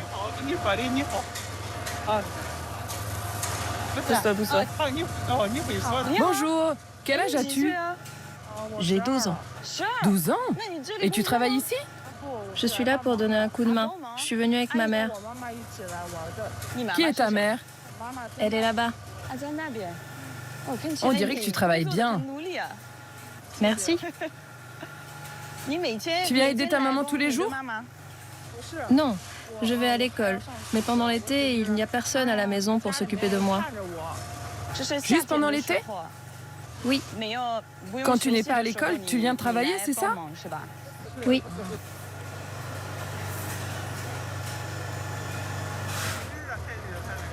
Qu'est-ce que tu fais? Je boutonne. Tu me montres? Oh, tu t'en sors très bien. Passer ses vacances à l'usine pour Decathlon, comme elle l'affirme, quand on a 12 ans, c'est illégal. En Chine, le travail est interdit avant 16 ans. Mais nous avons aussi une autre préoccupation en tête. Je vois pas de Ouïghours. Hein. Ce jour-là, nous ne reconnaissons aucun travailleur ouïghour dans l'usine de Qingdao Jifa. Pourtant, sur les réseaux sociaux chinois, nous avons trouvé plusieurs vidéos qui nous intriguent. Dans cette même usine, en 2022, une responsable du recrutement de Jifa présente l'entreprise. Elle met en avant l'embauche de Ouïghours et de Coréens du Nord, deux populations soumises au travail forcé en Chine. Je m'adresse aux habitants du Xinjiang et de Corée du Nord. L'État chinois subventionne votre embauche. Nous vous attendons pour travailler. Nous nous occupons de toutes les formalités administratives. Sur une autre vidéo, elle s'affiche avec une travailleuse identifiée comme ouïghour par plusieurs de nos sources originaires du Xinjiang. L'entreprise touche une subvention de l'État chinois pour faire travailler des Ouïghours loin de chez eux. Pour les experts, cela fait aussi partie du travail forcé. Nous soumettons nos vidéos à Adrian Zenz et à son assistante. Xinjiang et Corée du Nord. Ok. Donc ils sont subventionnés. C'est très instructif. Les entreprises reçoivent des subventions pour employer des Ouïghours. Pour être subventionné, il faut participer à une politique précise de l'État chinois. C'est alarmant. Cette participation au programme d'État chinois confirme qu'ils embauchent des Ouïghours au siège de leur entreprise, à l'est de la Chine.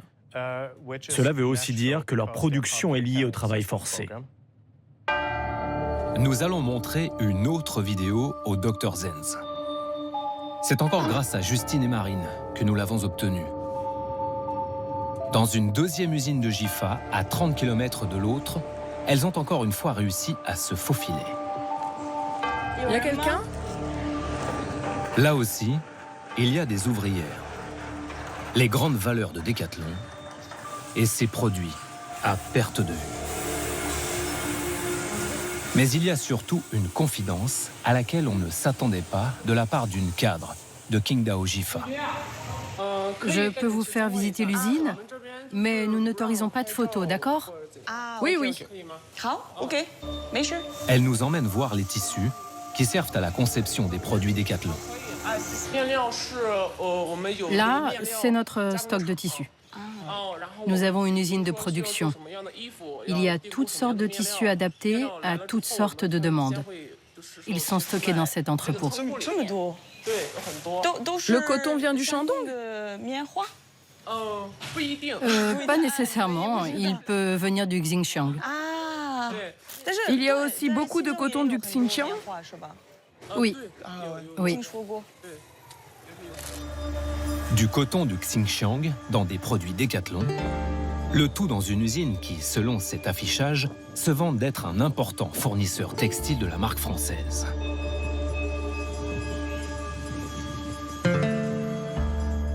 Bien sûr. Le Shandong produit peu de coton. Plus de 90% du coton chinois vient du Xinjiang.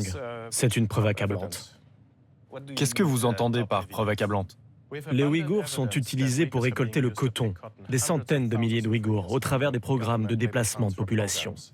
Le gouvernement continue d'utiliser les Ouïghours pour ramasser à la main, alors qu'il y a de plus en plus de machines. L'idée de l'État chinois, c'est que les Ouïghours ne doivent pas être inactifs, qu'il faut les employer, car des Ouïghours qui ne travaillent pas sont une menace potentielle. Que diriez-vous d'une entreprise comme Decathlon dont les produits seraient fabriqués à partir de coton du Xinjiang? Les risques sont tels que n'importe qui lié à ce coton tomberait sous le coup de la loi aux États-Unis et serait considéré comme complice dans le travail forcé des Ouïghours et dans les atrocités qui sont liées. Le coton est un produit à haut risque. Aux États-Unis, le coton du Xinjiang est interdit d'importation par la loi. Les douanes américaines bloquent les produits suspectés d'en contenir. Decathlon connaît-elle l'origine du coton utilisé par son sous-traitant?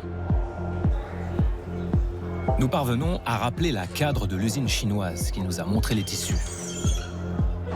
Selon elle, c'est l'entreprise française qui est entièrement responsable du choix de ces cotons.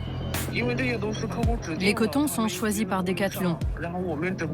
Ils ont un fournisseur spécifique. Nous ne sommes qu'une usine de production. Nous assemblons les produits.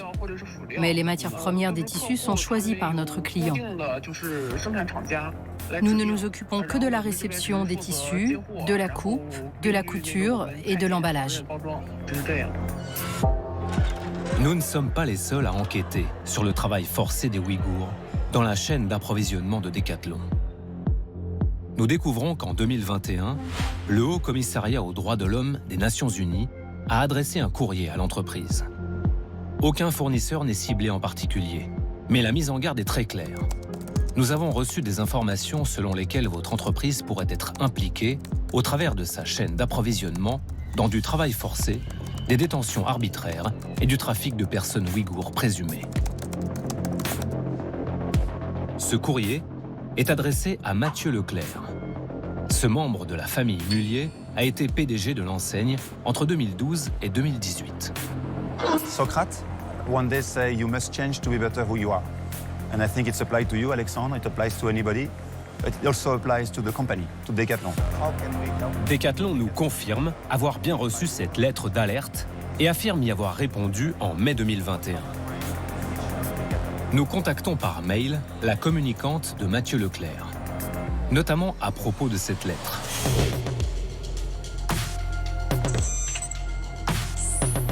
Quelques jours plus tard, elle nous répond. Mathieu Leclerc ne donnera pas suite, bien cordialement.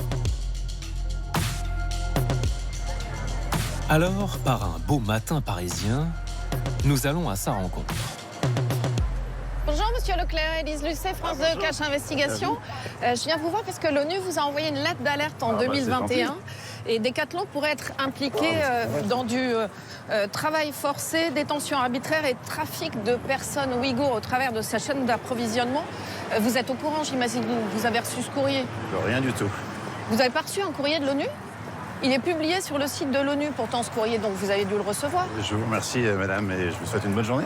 Je ne répondrai pas à vos questions. On a découvert qu'un fournisseur de Decathlon qui s'appelle Qingdao Ji-Fi, dans le viseur du Congrès américain, pour son implication supposée, justement, dans le travail forcé des Ouïghours. Ce sous-traitant travaillait déjà pour vous à l'époque où vous étiez, vous, président... Ouf, attention, monsieur, ne bousculez pas.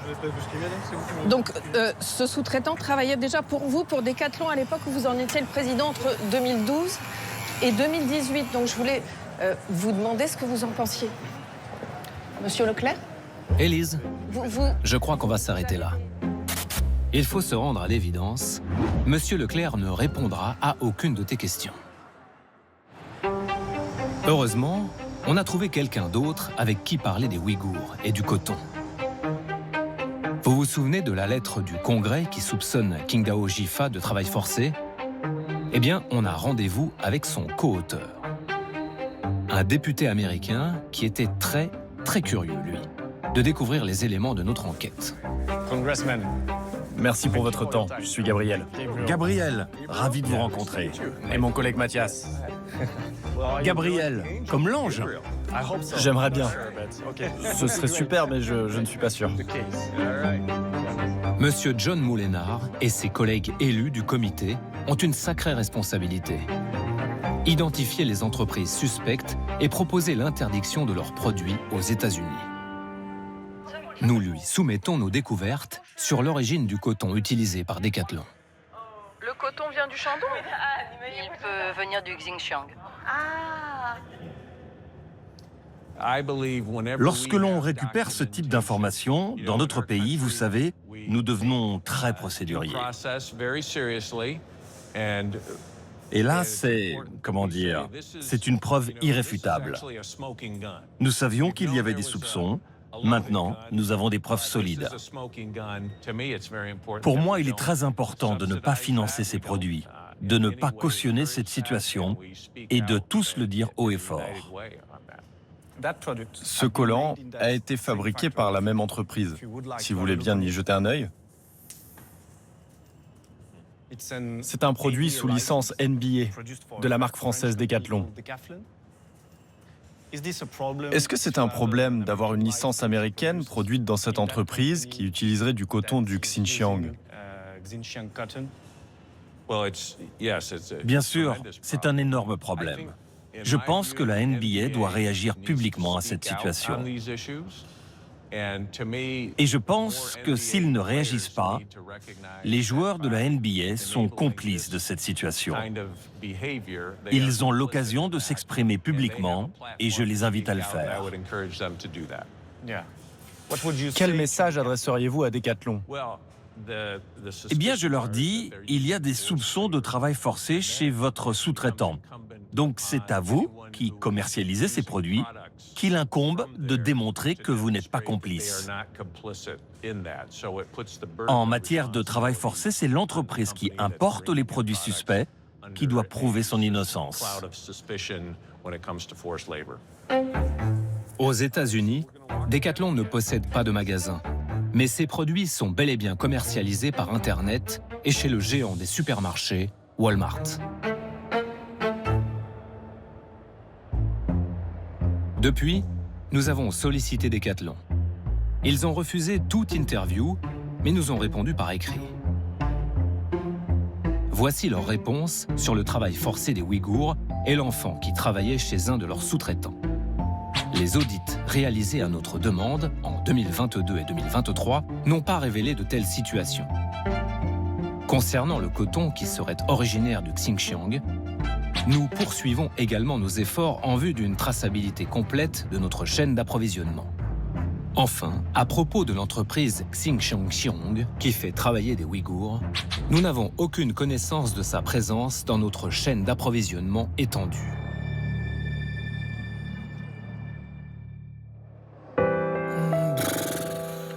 On va pas se mentir, cette histoire de travail forcé, ça nous a couchés. Pas le moral. Et puis les mulets nous répondent jamais. Mais heureusement, l'un d'entre eux va nous mettre sur une dernière piste d'enquête. C'est quoi ce QR code? Je suis heureux que ce livre existe. Ça c'est une voix de mulier. Ce serait pas Thierry? Mais si, Thierry, le monsieur qui danse sur le parking. Il a présidé l'AFM pendant 16 ans. Et dans cet enregistrement, il évoque à mots couverts une réalité peu connue, l'ampleur des échecs familiaux. La somme de nos succès est largement supérieure à la somme de nos échecs, même si les échecs ont été nombreux. Si nombreux que ça? Vraiment? Maintenant que vous le dites, ça mérite bien un petit coup d'œil dans nos archives. Une nouvelle grande enseigne du textile dans la région est menacée, Fildar. En 2020, Fildar passe au tribunal de commerce. L'actualité, c'est aussi cette annonce du côté des restaurants Flunch. 39 vont fermer. En 2021, 980 licenciements chez Flunch. Et c'est hélas un réveillon de Noël en demi-teinte qui s'annonce pour les salariés de l'enseigne Pimki. En 2022, les muliers doivent vendre Pimki. De 257 postes. Et au mois de novembre 2024, c'est le porte-étendard de la famille qui fait les gros titres. C'est donc un coup de tonnerre pour les salariés et les clients des grandes surfaces Auchan. L'enseigne annonce plus de 2000 suppressions de postes et la fermeture de nombreux magasins. Quand les magasins de la famille ferment, Stéphane Ducrot n'est jamais loin. Cet avocat lillois a défendu les salariés de Auchan, Saint-Maclou, Fildar, mais aussi Pimki.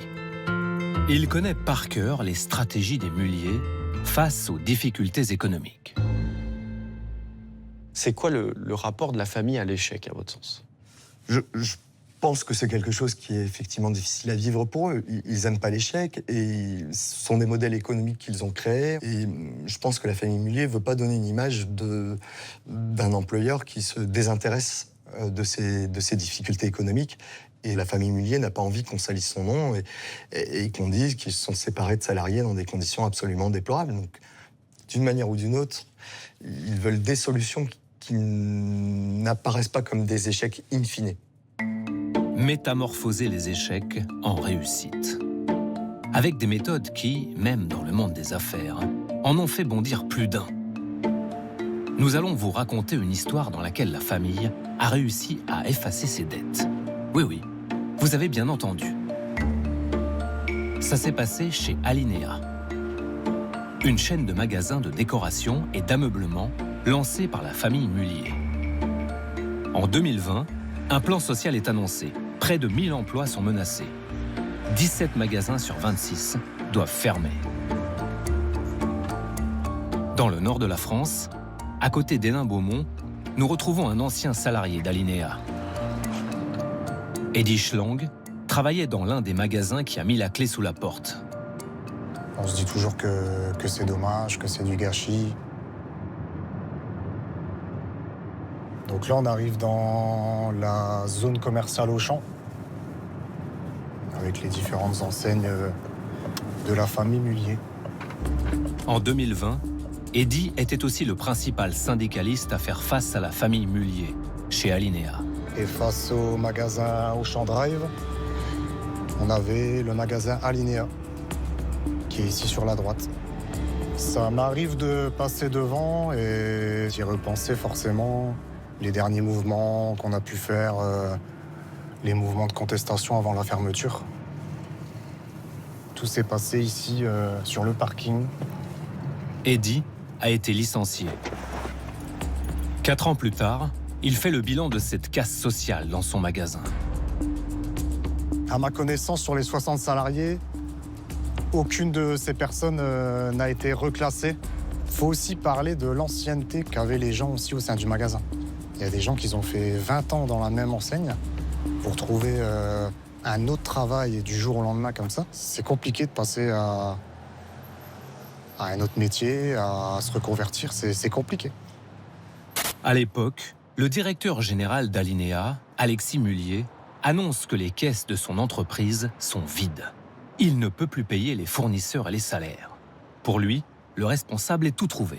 Je voudrais rappeler que cette crise du Covid, elle a été extrêmement difficile dans le retail, dans le commerce, que pour les sociétés en bonne santé, c'est déjà dur, mais pour les sociétés en retournement, comme Alinéa, c'est un mur infranchissable. Ces arguments, c'est ça. C'est le Covid, les gilets jaunes, les différentes crises. Dans son discours, il ne prend pas de responsabilité. Ouais. L'entreprise d'Alexis Mullier va tout droit vers la liquidation. Les procédures judiciaires dans cette situation, c'est un peu technique.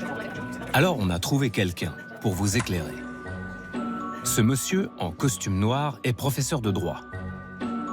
Pierre-Michel Lecor est un spécimen rare, un spécialiste des enterrements, ceux des entreprises, bien sûr. Entre nous, on s'appelle des faillitistes. C'est une famille où on s'entend plutôt bien, à la vérité. Et dans sa petite famille, il y a un grand principe qui s'applique au patron en cas de faillite. En ce qui nous concerne en droit des entreprises en difficulté, voilà, celui qui ne peut plus payer ses dettes, il doit dégager de la scène. On ne doit pas lui permettre de continuer son activité après s'être débarrassé de ses dettes. Ce n'est pas convenable, parce que ça porte un discrédit sur tout le fonctionnement économique. C'est bien noté, monsieur le professeur. Au printemps 2020, c'est le tribunal de Marseille qui suit le dossier Alinéa. En temps normal, les juges auraient dû revendre Alinéa au plus offrant pour rembourser les dettes accumulées. Plusieurs repreneurs sont d'ailleurs sur les rangs. Mais cela s'est passé autrement. Car en plein milieu de l'épidémie, le gouvernement publie une ordonnance. Ce nouveau texte législatif va permettre à la famille de transformer sa faillite en réussite. Alinéa, c'est une enseigne qui a eu des difficultés économiques et qui a bénéficié des dispositions Covid qui permettaient aux dirigeants d'entreprise de déposer le bilan et de racheter leur propre entreprise ensuite. C'était une exception, ça a duré 6 mois. Racheter sa propre entreprise en faillite ? Oui, et ce n'est pas tout. L'ordonnance permet aussi aux repreneurs d'effacer ses dettes. Et ça, pour notre professeur de droit, ça ne passe pas.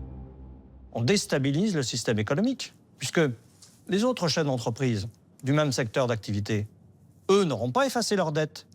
Ils continueront leur activité en payant leurs dettes. Et ça s'appelle comment ? C'est de la concurrence déloyale, me semble-t-il. Vous y voyez une injustice, là ? Oui, clairement. Vous qui suivez ces sujets depuis 40 ans. 40 ans, voilà. Est-ce qu'avant cette période Covid, vous aviez déjà vu de grosses entreprises se céder à elles-mêmes en effaçant leurs dettes? Non. Je n'avais pas entendu parler de ça. Et on aurait dit que c'était de la fraude. Les Mullier ont donc profité d'une exception en toute légalité. Une belle aubaine qui leur a permis d'effacer des dizaines de millions d'euros de dettes d'Alinéa. Mais combien exactement? Pour faire les calculs, nous sollicitons un expert comptable et ancien juge. Mieux encore, Michel Di Martino était président d'un tribunal de commerce pendant la crise Covid. Il a potassé le jugement de ses collègues de Marseille. Oui, Gabriel, je me suis levé, je me suis livré un petit calcul. Oui, je vous écoute. Allez-y, vous m'écoutez, hein? Oui, on vous écoute, Michel. C'est combien ces dettes effacées par la famille? Les dettes effacées, 180 millions. Voilà, ils ont effacé 180 millions de dettes qui ont disparu, qui ne sont plus payées, qui ne sont jamais payées. Derrière ces dettes... Excusez-moi, Gabriel, je reprends l'entreprise effacée de son passif. Voilà. Mais c'est vrai que c'est pas très élégant, mais c'est comme ça, le texte autorise. Oui, c'est pas très élégant, vous dites. Et non. Pourquoi c'est pas très élégant? C'est pas très élégant de reprendre sa boîte et de laisser tomber le passif. C'est vrai que c'est une entreprise qui est pas mal endettée, et oui, pour ne pas dire beaucoup, parce que je crois de mémoire, il y a 11 millions de dettes bancaires, et je crois savoir 27 millions de dettes fournisseurs, ce qui est pas mal quand même, c'est pas mal. Ça veut dire que derrière, on a des PME, des petites entreprises, oui, il y a eu des artisans, il y a eu des petits fournisseurs, il y a eu des petits fournisseurs, il y a eu des banques, voilà quoi, si vous voulez, oui, ça a quand même fait des dégâts. Hein. Bon, oui, cette faillite a fait quelques dégâts. Certains fournisseurs ne seront jamais remboursés. Mais c'était à cause du Covid. Personne n'est vraiment responsable de ça. Ça, c'est ce qu'on s'est d'abord dit. Puis, on est retombé sur le professeur Lecor. Lui se demande plutôt si le Covid, justement, n'est pas une super excuse pour certains patrons en difficulté de longue date. Alors, le soupçon, c'est que le chef d'entreprise ait commis des fautes qui ont conduit à la situation dégradée de l'entreprise et qu'on permette à ce dirigeant fautif, qui a conduit déjà aux difficultés de son entreprise, de continuer tranquillement son entreprise, son activité, tout en se débarrassant du passif. Ça serait extrêmement choquant, ça. La faillite d'Alinéa est-elle vraiment liée au Covid, comme l'expliquait Alexis Mullier? Nous nous sommes procuré un projet de rapport confidentiel sur l'entreprise. Il a été commandé par les administrateurs judiciaires en charge du dossier. 83 pages couleur, rédigées par un grand cabinet de conseil parisien. Des graphiques, des tableaux, mais surtout des conclusions accablantes sur la gestion d'Alinéa par la famille Mullier. Nos conclusions, les pertes structurelles affichées par la société Alinéa sur une période de 10 ans posent légitimement la question de la viabilité du business model. Des difficultés vieilles de 10 ans. Et pire, l'entreprise serait en faillite depuis 2 ans si l'association familiale Mullier n'alimentait pas les comptes régulièrement. Je sais pas si vous vous en souvenez de ce rapport-là. Vous l'avez eu en main, non, je crois? Oui. Ouais, c'est une petite bombe. Ouais. Tout est mis en lumière. Ils critiquent leur gestion dans le rapport. Hein. Ils sont durs, ces rapports, alors? Ils sont durs, oui, dans la mesure où les choses ont été mal faites, où il y a eu des constats de choses très regrettables. Écoutez, je rejoins un petit peu ce qu'ils disent. C'est vrai. C'est vrai qu'au niveau gestion, ils sont très critiquables. Là-dedans, on ne parle pas de Covid, on ne parle pas de gilets jaunes. On parle bien que ce sont des erreurs de management qui ont eu lieu depuis une dizaine d'années. La société affiche des pertes structurelles depuis 10 ans au moment du passage au tribunal de commerce. Ça veut dire quoi, ça, des pertes structurelles depuis 10 ans? Ça veut dire quoi? C'est pas les états habituels. Ça veut dire que l'entreprise... Ça veut dire, excusez-moi, je suis un peu dur avec eux, ils étaient incapables de faire un bénéfice, quoi. Voilà. Vous voyez? Une perte accidentelle, ça arrive à tout le monde. Hein. Vous refaites l'année d'après, vous voyez, etc. Mais là, vous vous rendez compte, ça commence à durer. Hein. Ça commence à durer. Hein. Mais vous, qu'est-ce que vous diriez d'une entreprise qui aurait recours à ce texte, tout en sachant que ses difficultés sont plus anciennes? Pour moi, c'est clairement de l'effet d'aubaine, mais encore une fois, lorsque la loi n'interdit pas de faire telle chose, il faudrait presque être bête pour ne pas le faire. On a une possibilité de se débarrasser de ses dettes. Ah, c'est génial. J'y vais. Je signe. Les parlementaires mettront fin à cette ordonnance, bien pratique, au bout de 7 mois. 5 entreprises ont eu le temps de profiter de cette disposition éphémère. 2 d'entre elles appartiennent au Mullier, Fildar et Alinéa. Faisons le bilan de cette opération. Chez Alinéa, l'ordonnance a permis d'effacer, souvenez-vous, 180 millions d'euros de dettes. Mais la famille Mullier a dû mettre 62 millions d'euros sur la table pour reprendre ses magasins les plus rentables. Alors, 180 moins 62... C'est une bonne opération, c'est clair. On peut faire la différence, c'est facile à faire. Hein. Mais ils ont gagné facile 120 millions dans cette opération. 118 millions, pour être exact. Et en interne, ils en disent quoi, les Mullier, de cette faillite transformée en bonne opération? Écoutez Barthélémy Guillain, le président de l'association familiale, lors de l'AG de mai 2022. L'aboutissement positif des négociations avec les tribunaux de commerce et les banques permettent à Alinéa et à Flunch leur relance dynamique après réduction de leur périmètre. Finalement, nous avons accéléré pendant les gros grains de ces 3 dernières années. Nous avons accéléré en réparant bon nombre de nos voiles abîmées ou fragiles. La famille a fait plus que réparer quelques voiles abîmées. Pour accélérer, les Mullier ont aussi lâché un peu de lest. Les 17 magasins fermés et surtout leurs salariés licenciés, comme il dit. C'est 1000 salariés, 1000 familles, c'est... On oublie d'en parler de ça. Pour moi, ces salariés, c'est les oubliés du jugement, les oubliés de la famille Mullier. Nous avons proposé une interview à Alinéa et à son directeur général, Alexis Mullier. Ils n'ont pas souhaité réagir. 4 ans après Eddy, d'autres salariés se retrouvent dans la même situation. En novembre 2024, c'est au tour d'Auchan. 2389 licenciements sont annoncés. Comme explication, des difficultés économiques.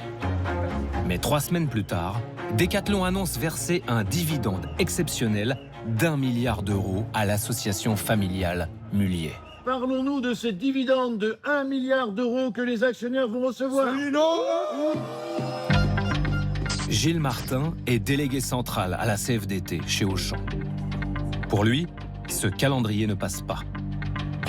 Il négocie avec la direction de l'entreprise pour que les actionnaires de la famille Mullier assurent un avenir à leurs employés licenciés.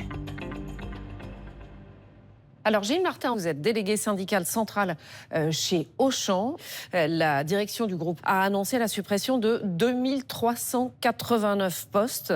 Derrière ce chiffre, qui sont les personnes qui sont touchées par ces licenciements ? Eh bien, derrière ce chiffre, on a des vendeurs dans les magasins qui vendent des machines à laver, des télévisions. On en compte à peu près 700. C'est énorme et ça touche différents secteurs. Et des magasins aussi qui vont fermer. C'est une première quand même. Hein. On a quand même 3 hypermarchés qui vont fermer. Vous attendiez un tel plomb de licenciement, c'est massif. C'est très massif. Toutes les personnes, effectivement, sont informées et parfois maladroitement. Hein, un coup de fil, on leur dit, ben voilà, tu vas perdre ton emploi. Ça, c'est pas propre, quoi. Parce que quand on a œuvré pendant 10, 20, 30 années parfois pour une entreprise paternaliste, soi-disant, hein, c'est dur à entendre. Donc, il va falloir que l'entreprise mette les moyens pour que ce plan social soit à la hauteur du sacrifice demandé. Hein. D'accord. Mais donc, vous êtes en train de dire que cet esprit de paternalisme du Nord, il n'existe plus ? Il s'est évaporé. Pourquoi ça a changé, d'après vous ? Pourquoi ça a changé ? Je pense que quand je regarde le nombre d'actionnaires, il a doublé depuis le jour où je suis arrivé dans l'entreprise en 1990. On est passé de 500 à quasiment 1000 actionnaires Mullier. Ils ont des attentes financières et je pense qu'ils sont probablement moins à l'écoute de l'entreprise Auchan qu'ils ne l'étaient avant. Le 29 novembre, une autre entreprise de la famille Mullier, à savoir Decathlon, a annoncé qu'elle versait 1 milliard d'euros de dividendes à l'AFM, l'association familiale Mullier, qui regroupe les actionnaires de la famille. Est-ce que vous comprenez qu'on puisse à la fois licencier autant chez Auchan pour des raisons économiques et de l'autre verser de tels dividendes ? Mais vraiment, le timing est vraiment mal choisi, mais c'est un scandale. C'est monstrueux comme annonce, en plein plan social. Mettez-vous à la place d'une famille à Bar-le-Duc qui apprend qu'elle perd son emploi ou qu'elle risque de le perdre et qu'elle ne sera pas reclassée ou que ce sera très compliqué, et qu'en même temps, la famille annonce qu'elle se remonte 1 milliard de dividendes. C'est absolument... c'est inentendable. Ce milliard d'euros qui a été versé en dividendes pour Decathlon à l'AFM, vous aimeriez qu'il soit utilisé comment, vous Ce milliard, bien évidemment, c'est pas une petite somme. Donc il pourrait bien évidemment faire en sorte que les conditions financières soient beaucoup plus favorables pour les salariés. Qu'est-ce que la famille Mullier vous répond quand vous faites le lien justement entre ce milliard d'euros de dividendes versés à l'AFM et les licenciements chez Auchan ?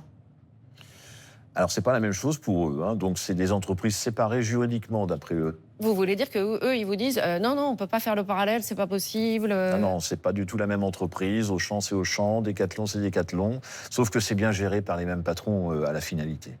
Alors, Fabien Derville, qui est le président de Decathlon, qui est également membre de la famille Mullier, laisse entendre que les syndicats entretiennent à ce sujet, et je le cite, une confusion qui n'est pas bonne pour le collectif. En gros, vous jouez contre le collectif. Contre son collectif, peut-être. En tout cas, moi, mon collectif, c'est les salariés. C'est pas l'association Famille Mullier. Vous les avez rencontrés, vous, j'imagine? Jamais de la vie. Dans les négociations nationales, on a affaire à des responsables, des à la représentants. DRH, comme on dit. À la DRH, voilà. Vous le regrettez, j'imagine? Bien évidemment, on aimerait bien les rencontrer. Malheureusement, on n'a pas cette écoute. Alors, je reprends l'exemple des 700, parce que c'est 700 personnes, 700 salariés des rayons électroménagers d'Auchan qui seront licenciés. On est d'accord, ils pourraient très bien travailler chez Boulangerie. Absolument. Ils ont les compétences. Il n'y a aucun problème là-dessus. Ouais. Oui. Et qu'est-ce que vous disent les 4 dirigeants d'Auchan quand vous leur dites ça? Eh bien, ce sont des entreprises séparées. Voilà. Pour eux, ce sont vraiment des entreprises séparées. D'accord.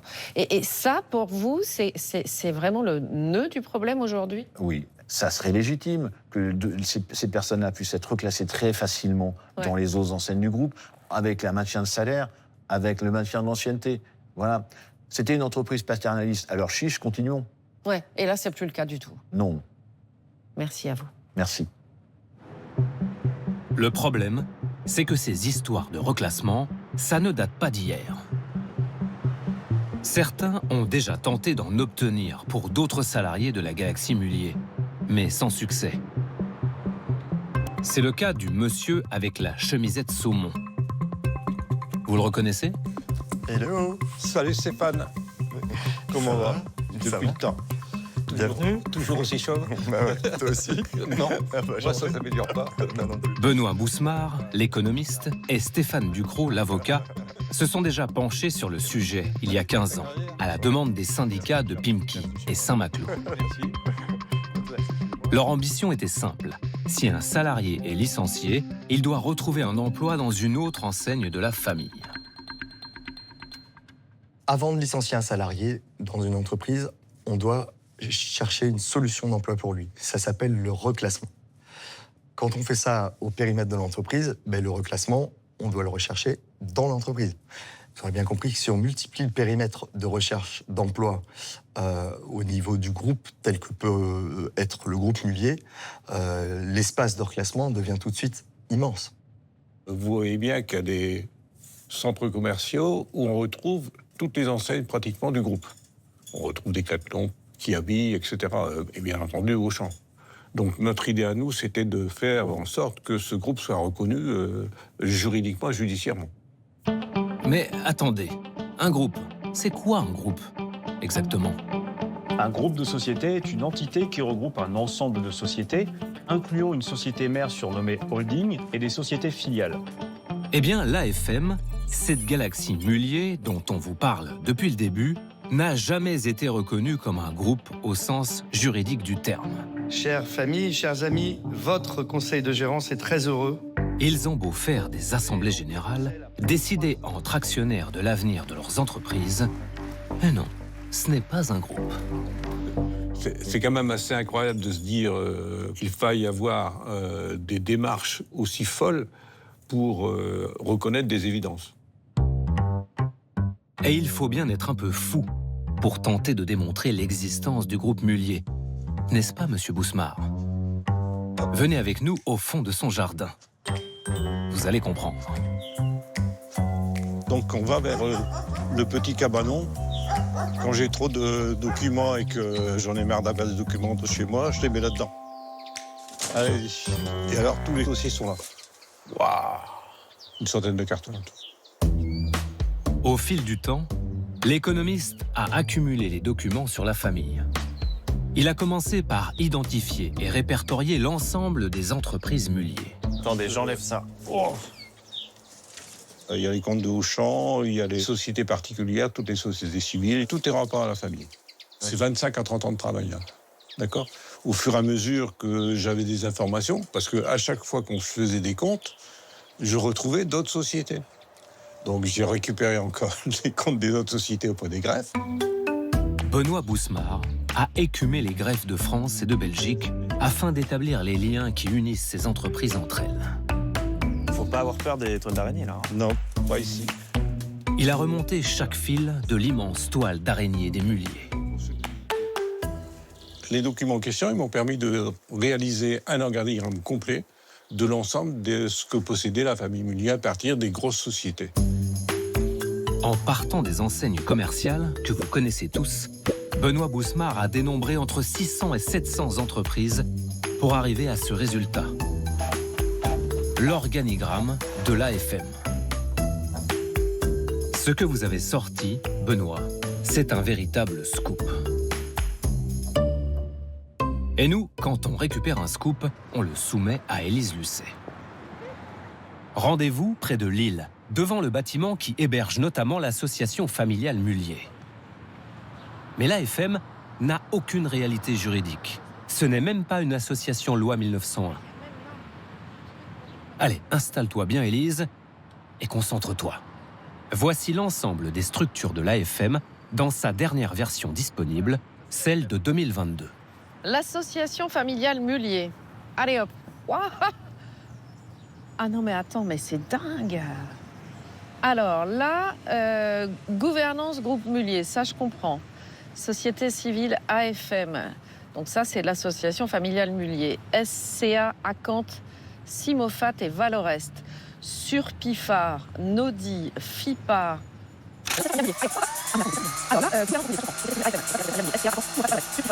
Holdinea, Soparfil. Alors là,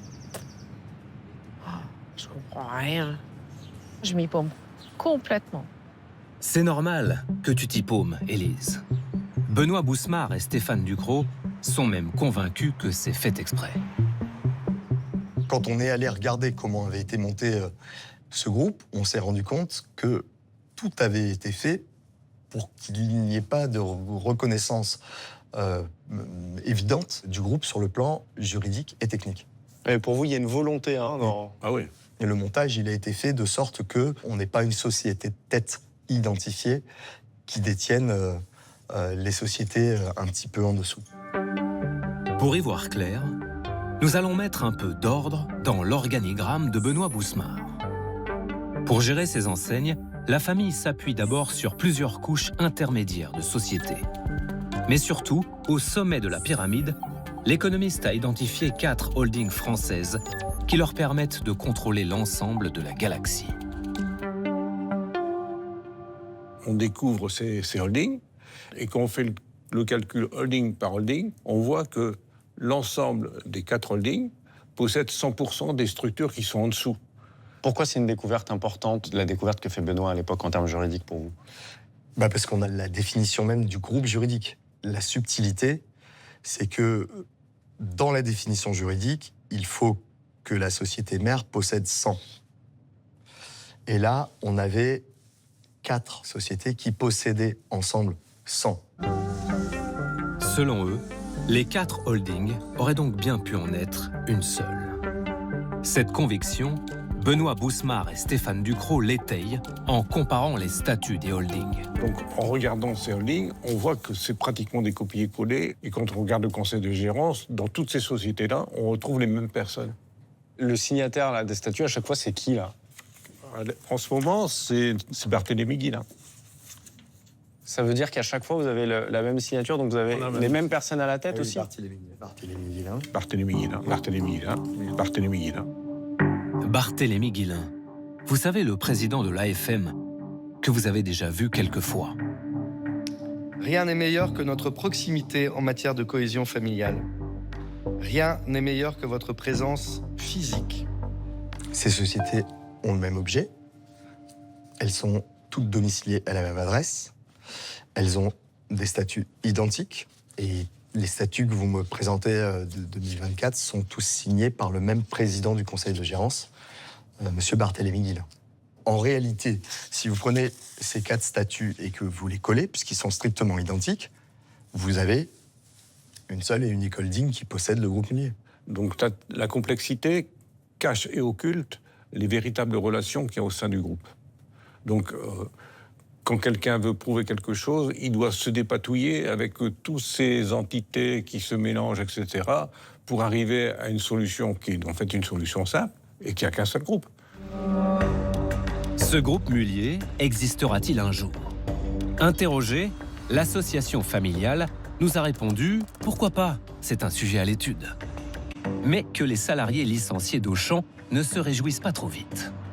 Dans le même courrier, les Mullier affirment être toujours attachés à défendre l'idée selon laquelle nous ne sommes pas un groupe. Allez comprendre.